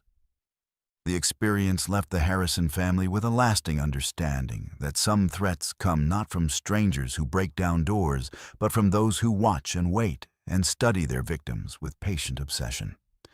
Marcus Thorne had been invisible to them for nearly 2 weeks, living in their temporary home and documenting their lives, proving that the most dangerous predators are often those who have the patience to remain hidden until they are ready to strike. Let's move to our 9th story. The Harrison family thought they had found the perfect escape when they rented a spacious lake house on Clearwater Lake in northern Michigan for their 2-week vacation in August 2023. Michael and Charlotte Harrison, along with their teenage daughter Sophia and 12-year-old son Oliver, had been looking forward to this family bonding time for months. The lake house was a 3-story Victorian-style home that had been converted into a vacation rental, complete with modern amenities while maintaining its historic charm and character. The property sat on a bluff overlooking the pristine waters of Clearwater Lake, surrounded by towering maple and oak trees that provided natural privacy and shade during the hot summer days. The house itself was impressive, with wraparound porches, ornate woodwork, and a distinctive third-floor attic that had been converted into a cozy reading nook with dormer windows offering spectacular views of the lake. The rental listing had emphasized the property's authentic Victorian atmosphere and complete privacy, which had appealed to the Harrison family's desire to disconnect from their busy suburban lifestyle. Michael, a corporate lawyer who rarely took time off, had been particularly excited about the opportunity to spend uninterrupted time with his family. Charlotte, a high school principal, was looking forward to reading the stack of novels she had been collecting all year. Sophia, 16 and perpetually attached to her phone, had initially complained about the lack of reliable Wi-Fi, but even she seemed to be warming to the idea of a digital detox. Oliver, the family's natural explorer, was thrilled by the prospect of investigating every corner of the old house and the surrounding forest. The first week of their vacation passed in the relaxed rhythm they had hoped for. The family spent their days swimming in the lake, exploring the nearby hiking trails, and enjoying long meals together on the screened porch. Michael found himself actually relaxing for the first time in months, while Charlotte made significant progress through her reading list. The children seemed to be rediscovering the joy of unstructured play, building elaborate forts in the woods and spending hours fishing from the dock. It was on the evening of their 8th day that Oliver first noticed something unusual about the attic access. He had been exploring the second floor when he discovered that the pull-down ladder to the attic was slightly extended, as if someone had recently used it but hadn't pushed it completely back into place. Oliver was certain that none of the family members had been in the attic that day, and he distinctly remembered the ladder being fully retracted when they had toured the house upon arrival. When Oliver mentioned his observation to his parents, Michael initially dismissed it as a case of the old house settling or perhaps the ladder mechanism working loose due to temperature changes. But Charlotte, who had developed a teacher's instinct for noticing when things were out of place, decided to investigate. She climbed the ladder and found the attic exactly as it had been during their initial exploration. A cozy space with built-in bookshelves, comfortable reading chairs, and windows that offered commanding views of the lake and surrounding forest. Everything appeared normal, but Charlotte couldn't shake the feeling that someone had been in the space recently. The reading chair was positioned differently than she remembered, and one of the windows was slightly ajar, letting in a cool breeze that hadn't been there before. She mentioned these observations to Michael, who conducted his own inspection but found nothing definitively out of place. They decided to keep the attic door locked as a precaution, though neither of them could explain why they felt the need for such a measure. The next morning brought a discovery that transformed their concern into genuine alarm. Sophia, who had been assigned the task of making breakfast, found that someone had been in the kitchen during the night. The refrigerator had been opened and items had been moved around, but nothing appeared to be missing. More disturbing was the discovery of muddy footprints on the kitchen floor. Prints that were clearly made by bare feet and were too large to belong to any member of the Harrison family. Michael immediately conducted a thorough search of the house, checking every room, closet, and possible hiding place. He found no signs of forced entry and no indication that any of the doors or windows had been disturbed. The security system, which they had activated before going to bed, showed no record of any breach. Yet the evidence was undeniable. Someone had been in their temporary home while they slept, moving through the house with enough familiarity to navigate in the dark without disturbing the family. The local sheriff's department responded to their call with professional concern but limited options. Deputy Sarah Martinez explained that isolated lake houses were occasionally targeted by transients or local troublemakers, but the lack of theft or vandalism made this incident unusual. She took photos of the footprints and filed a report, but advised the family that without more substantial evidence or a clearer pattern of criminal activity, there was little law enforcement could do beyond increasing patrols in the area. That evening, Michael made the decision to stay awake and keep watch. He positioned himself in the living room with a clear view of both the front and back entrances, armed with his phone and a flashlight. Charlotte protested that he was overreacting, but Michael's protective instincts had been triggered by the thought of a stranger moving through their house while his family slept vulnerable in their beds. At 2:30 a.m., Michael was startled awake from a light doze by the sound of movement directly above him. The sounds were coming from the attic, which they had specifically locked after the previous day's discoveries. Michael grabbed his flashlight and quietly made his way to the second floor, where he found the attic ladder fully extended despite the lock that should have prevented its use. The lock itself was lying on the floor, apparently removed from the inside. Michael's heart pounded as he climbed the ladder, flashlight beam dancing ahead of him. When he reached the attic, he found it empty, but there was clear evidence that someone had been there recently. The reading chair was warm to the touch, and the window that Charlotte had found slightly open was now wide open, letting in the cool night air. Most disturbing of all, Michael found a collection of photographs spread across the small table. Photos of his family taken during their vacation, apparently shot from hidden vantage points around the property. The photographs showed the Harrison family swimming in the lake, eating meals on the porch, and relaxing in the living room. The images were taken with a telephoto lens from positions that would have required the photographer to be hiding in the surrounding forest. Some of the photos were taken from angles that suggested the photographer had been very close to the house, possibly even looking through windows. The quality and composition of the images indicated that they had been taken by someone with photographic experience and professional-grade equipment. Michael immediately woke his family and called the sheriff's department. But Deputy Martinez explained that the response time for their remote location would be at least 45 minutes. Michael made the decision to gather his family in the living room and wait for law enforcement to arrive. But as they huddled together on the couch, they heard footsteps moving across the roof directly above them. The footsteps were deliberate and unhurried, as if the person making them was comfortable moving around the property and unafraid of being detected.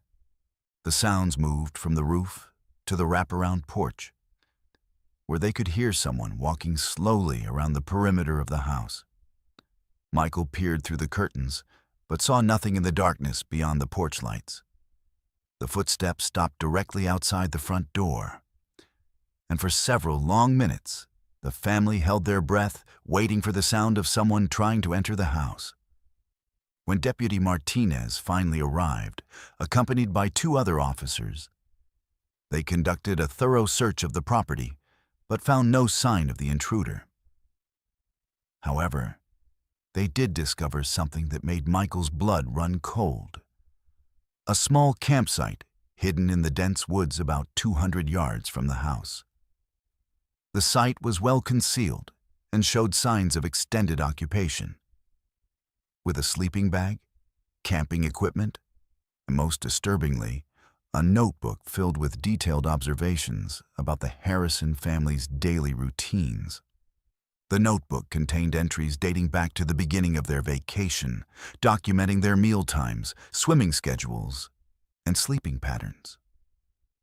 The handwriting was neat and methodical, as if the author was conducting some kind of surveillance operation.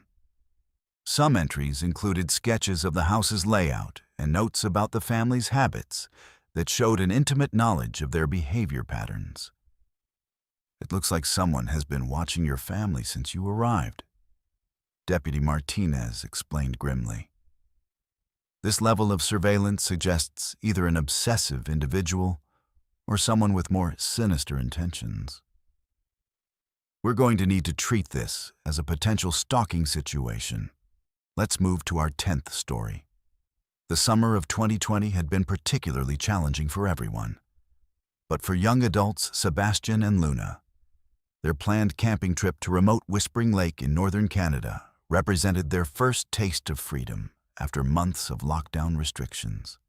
The two 23-year-olds had been dating for 2 years and had been looking forward to this wilderness adventure as a way to reconnect with each other and with nature after being cooped up in their small apartment for most of the pandemic. Whispering Lake was located in a vast wilderness area, accessible only by a network of logging roads that hadn't been maintained in years. The lake itself was roughly 3 miles long and shaped like a crescent moon, with dense boreal forest stretching in all directions as far as the eye could see. Sebastian and Luna had chosen this particular destination specifically because of its remoteness. They wanted to experience true solitude and the kind of pristine wilderness that was becoming increasingly rare in their overpopulated world. They arrived at the lake on a Thursday afternoon in late August, when the summer heat was beginning to give way to the crisp promise of autumn. The drive had taken them nearly 8 hours from their home in Toronto, with the last 2 hours spent navigating increasingly rough roads that tested the limits of Sebastian's aging SUV. When they finally reached the shores of Whispering Lake, they were struck by the absolute silence of the place. No traffic, no aircraft, no human sounds of any kind, just the gentle lapping of water against the rocky shore and the distant call of loons across the water. Their campsite was situated on a small peninsula that jutted into the lake, offering panoramic views of the water and the surrounding forest. Sebastian, who had been an Eagle Scout in his youth, took charge of setting up their tent and organizing their supplies, while Luna, an art student with a passion for photography, began documenting the stunning scenery with her camera. The isolation was exactly what they had been craving. A chance to disconnect from the digital world and reconnect with each other and with the natural environment. The first 3 days of their camping trip unfolded exactly as they had hoped.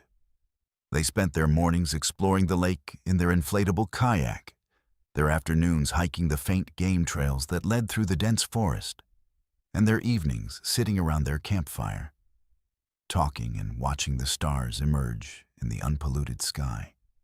Luna captured hundreds of photographs, while Sebastian indulged his love of fishing in the lake's clear waters.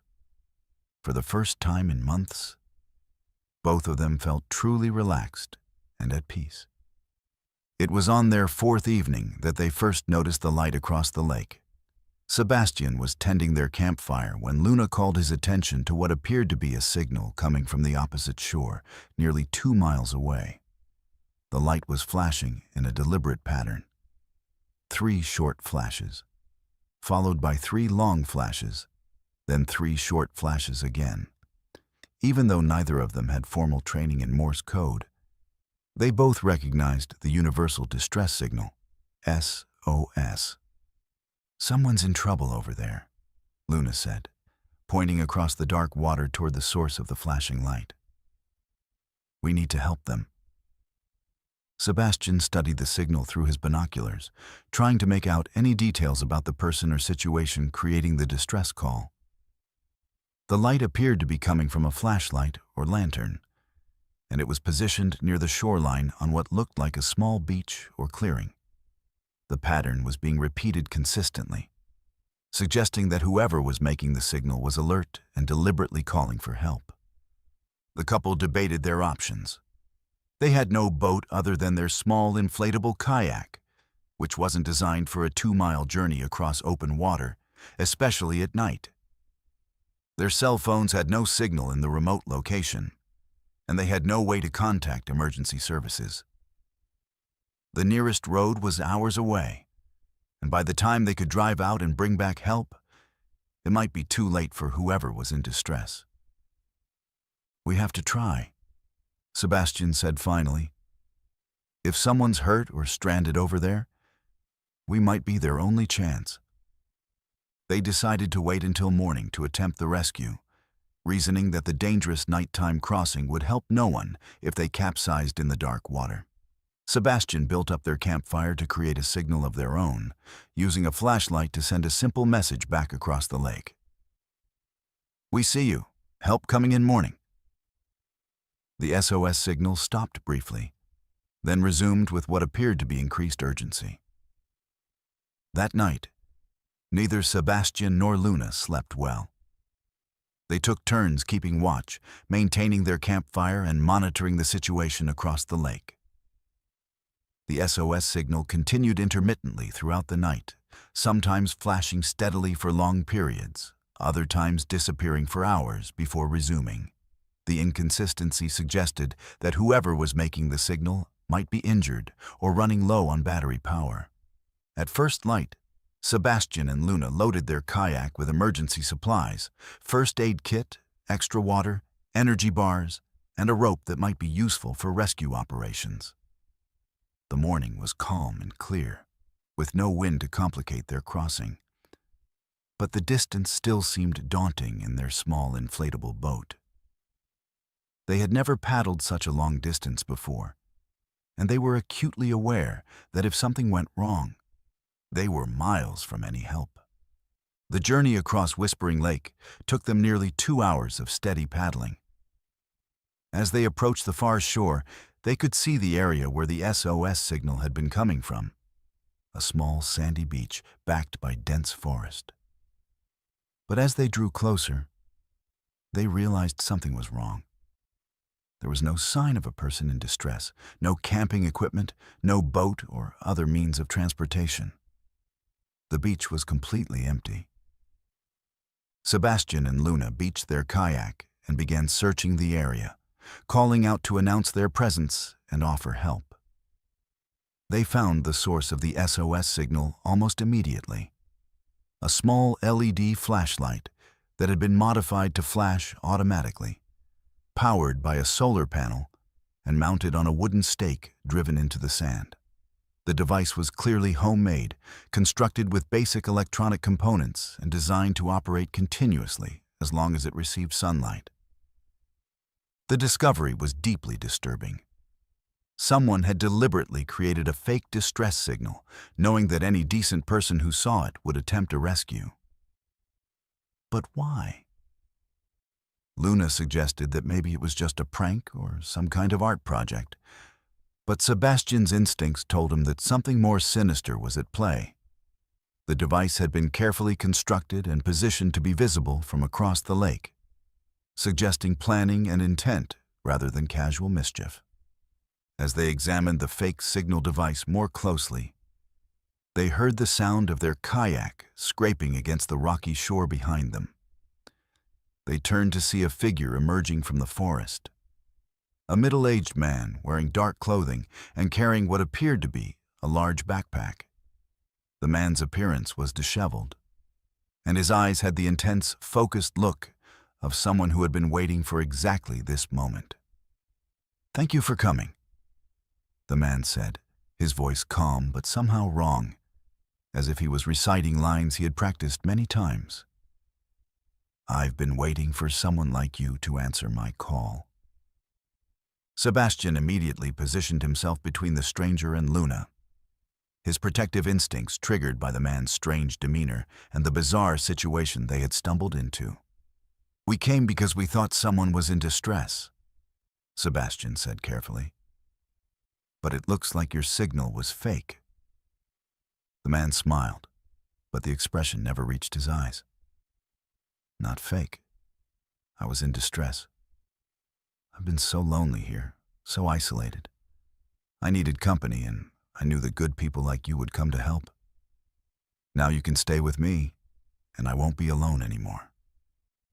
The full horror of their situation became clear as the man began moving toward their kayak. He had lured them across the lake with a fake distress signal, drawing them away from their campsite and their vehicle to this isolated spot where he could trap them. Luna grabbed Sebastian's arm, and they both began backing toward the water. But the man was already between them and their only means of escape. "The kayak belongs to me now," the man said, his voice taking on a more threatening tone. "You can't leave. I've been planning this for so long, watching campers across the lake, waiting for the right people to answer my call. You're exactly what I was looking for." Sebastian and Luna broke into a run, splashing into the shallow water and desperately trying to reach their kayak before the man could intercept them. The stranger was faster than his appearance suggested, and he reached the boat just as Sebastian was trying to push it into deeper water. A struggle ensued, with Luna using her paddle to fend off the man, while Sebastian fought to maintain control of their only means of escape. The fight was brief but intense. The man was clearly desperate and had the advantage of having planned this encounter. But Sebastian's protective instincts and Luna's fierce determination gave them the edge they needed. When the stranger stumbled and fell into the water, they seized their chance and paddled frantically away from the shore, leaving the man standing waist-deep in the lake, shouting after them. The return journey across Whispering Lake was the most terrifying experience of either of their lives. They paddled with desperate intensity, constantly looking over their shoulders to see if the man was pursuing them somehow. The distance that had seemed manageable that morning now felt endless, and they were haunted by the knowledge that they had no way to know if the stranger had other means of reaching their campsite. When they finally reached their peninsula, Sebastian and Luna immediately began breaking camp, throwing their supplies into the SUV with no regard for organization or care. They had no idea if the man across the lake had a boat hidden somewhere, no way to know if he might circle around by land, and no desire to spend another night in the wilderness with such a dangerous individual nearby. As they drove away from Whispering Lake, Luna used her camera to photograph the fake SOS device they had discovered, wanting to preserve evidence of what they had experienced. The images showed the simple but effective construction of the trap, proof that someone had gone to considerable effort to lure unsuspecting campers into a dangerous situation. They reported the incident to the Royal Canadian Mounted Police when they reached the nearest town. But the investigation proved challenging due to the remote location and the difficulty of accessing the area.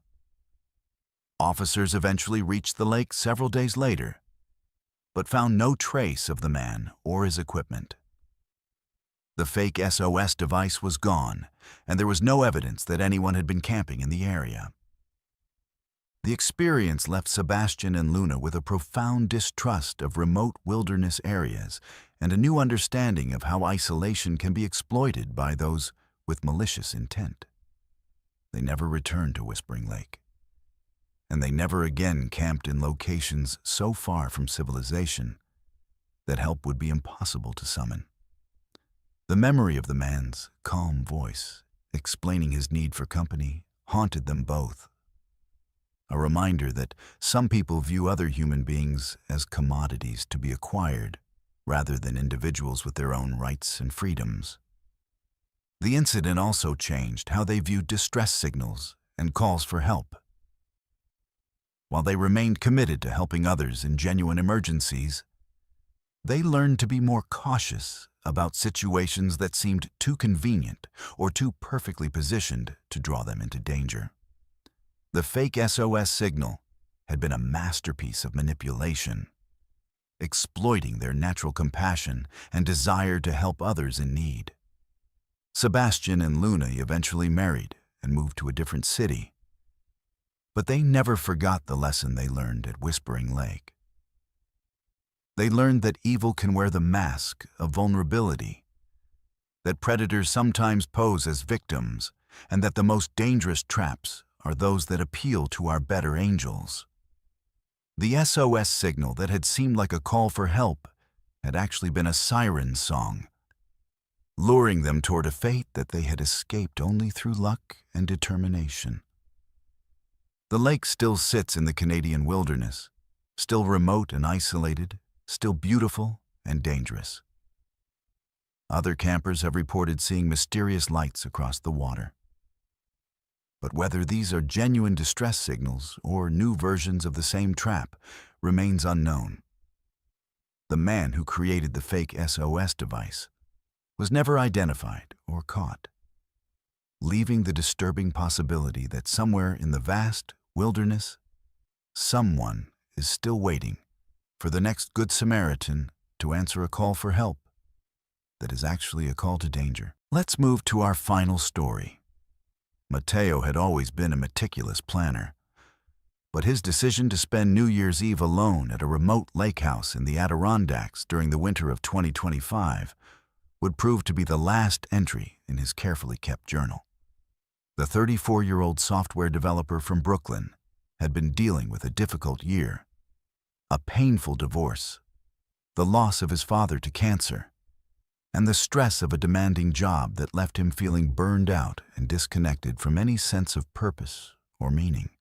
The lake house he had rented through an obscure vacation rental website was marketed as a winter solitude retreat, perfect for someone seeking complete isolation and time for reflection.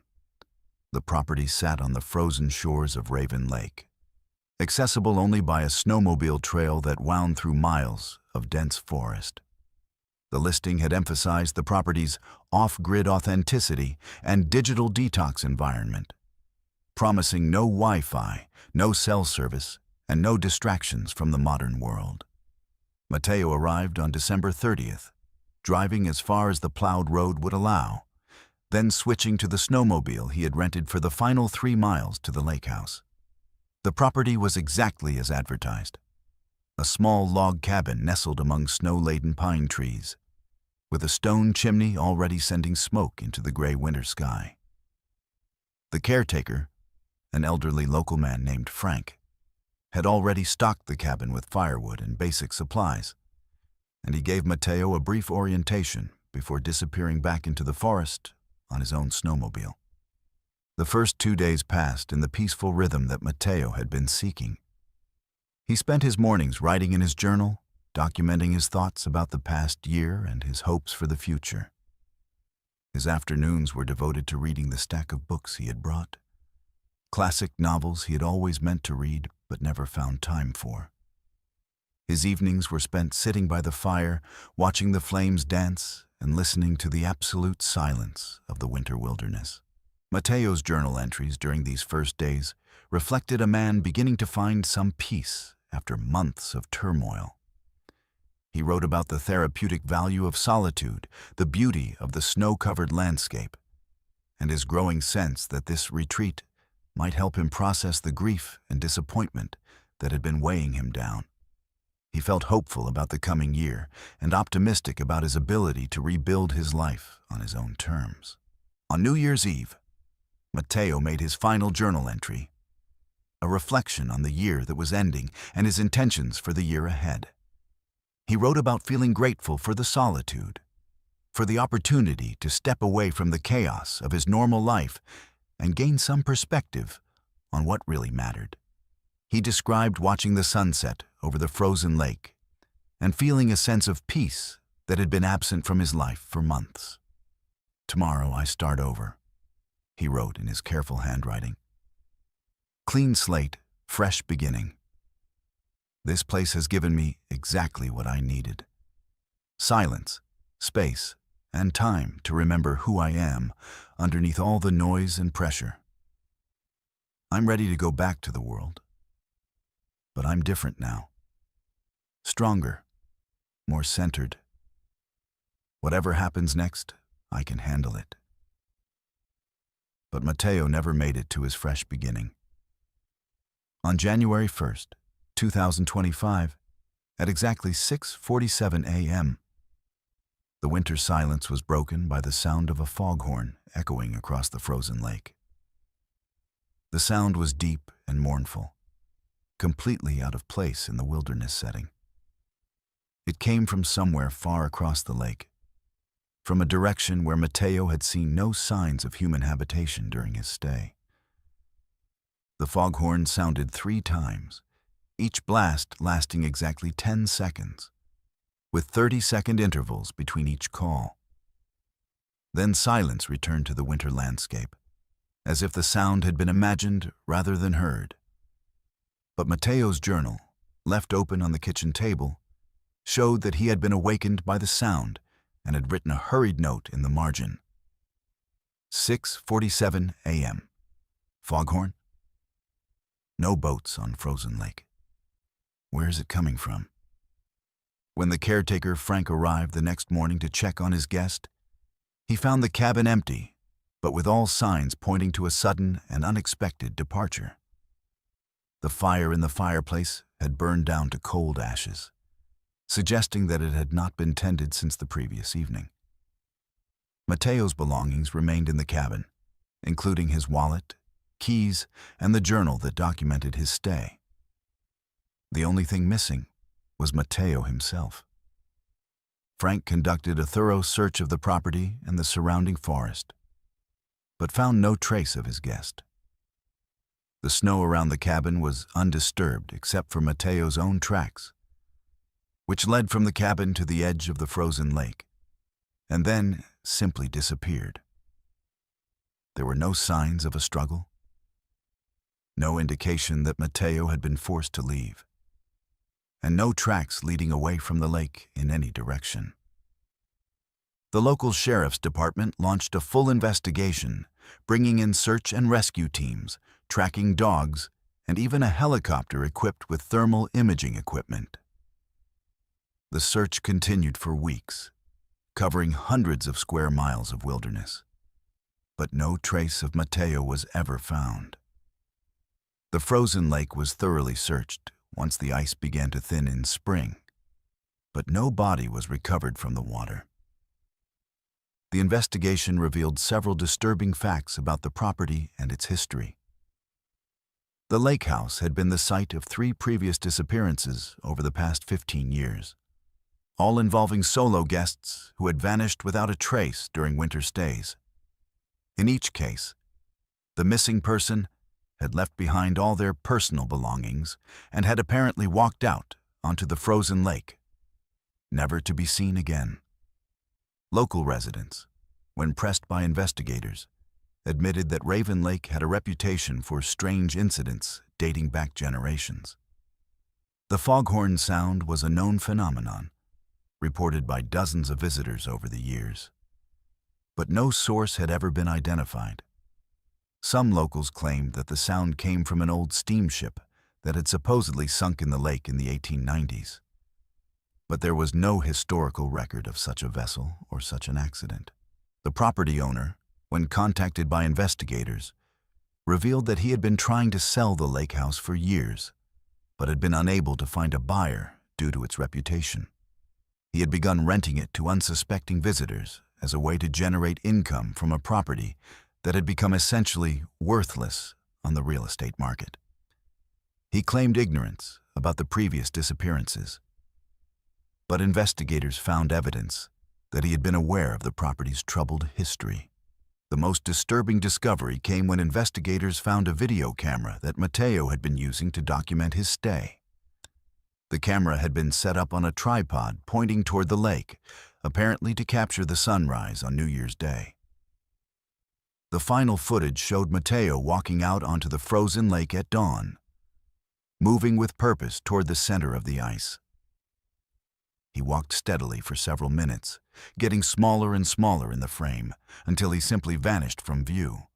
The video showed no signs of the ice breaking or any other obvious explanation for Mateo's disappearance.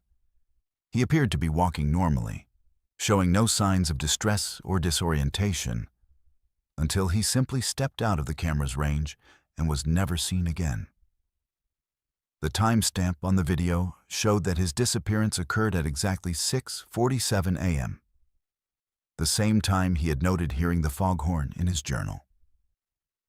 The case remains officially unsolved, but the lake house has been permanently closed to visitors. The property sits empty now, slowly deteriorating in the harsh Adirondack winters. But locals report that the foghorn can still be heard echoing across the frozen lake on quiet winter mornings. Some say that on clear days, you can see a lone figure walking on the ice, always moving toward the center of the lake, never reaching the shore.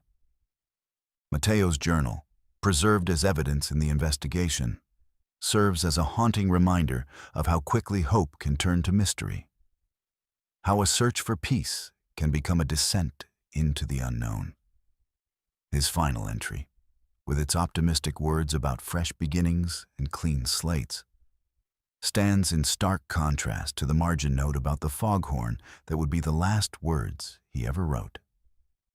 The story of Mateo's disappearance has become part of the local folklore, a cautionary tale about the dangers of seeking solitude in places where the boundary between the natural and supernatural becomes dangerously thin. His fate serves as a reminder that some mysteries are never meant to be solved, and that some calls, whether they come from foghorns or from the depths of frozen lakes, are better left unanswered. If you've made it through all 11 of these chilling tales, you've proven you have the courage to face the darkest corners of lakeside horror. But the terror doesn't end here. Smash that like button if these stories sent shivers down your spine and made you question every shadow dancing on the water. Your support tells us you're ready for more spine-tingling content that will keep you up at night. Subscribe to Verified Fears and ring that notification bell because we're just getting started. Every week, we bring you the most disturbing true stories that prove reality is far more terrifying than fiction. From haunted houses to wilderness nightmares, from urban legends to documented encounters with the unexplained, we dive deep into the darkness so you don't have to. But here's what I really want from you. In the comments below, tell us about your own lake house horror story. Have you experienced something unexplained during a lakeside vacation? Have you heard strange sounds echoing across dark waters? Have you felt eyes watching you from the forest? Share your story. It might just become the centerpiece of our next terrifying compilation. And if you're feeling brave enough to tempt fate, check out our community page where fellow horror enthusiasts share their own encounters with the unknown. But be warned, once you start reading, you won't be able to stop, and you'll never look at peaceful lake houses the same way again.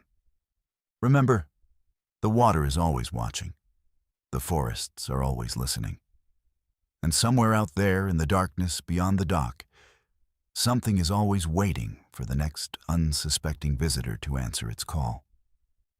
Sweet dreams, if you can manage them after tonight.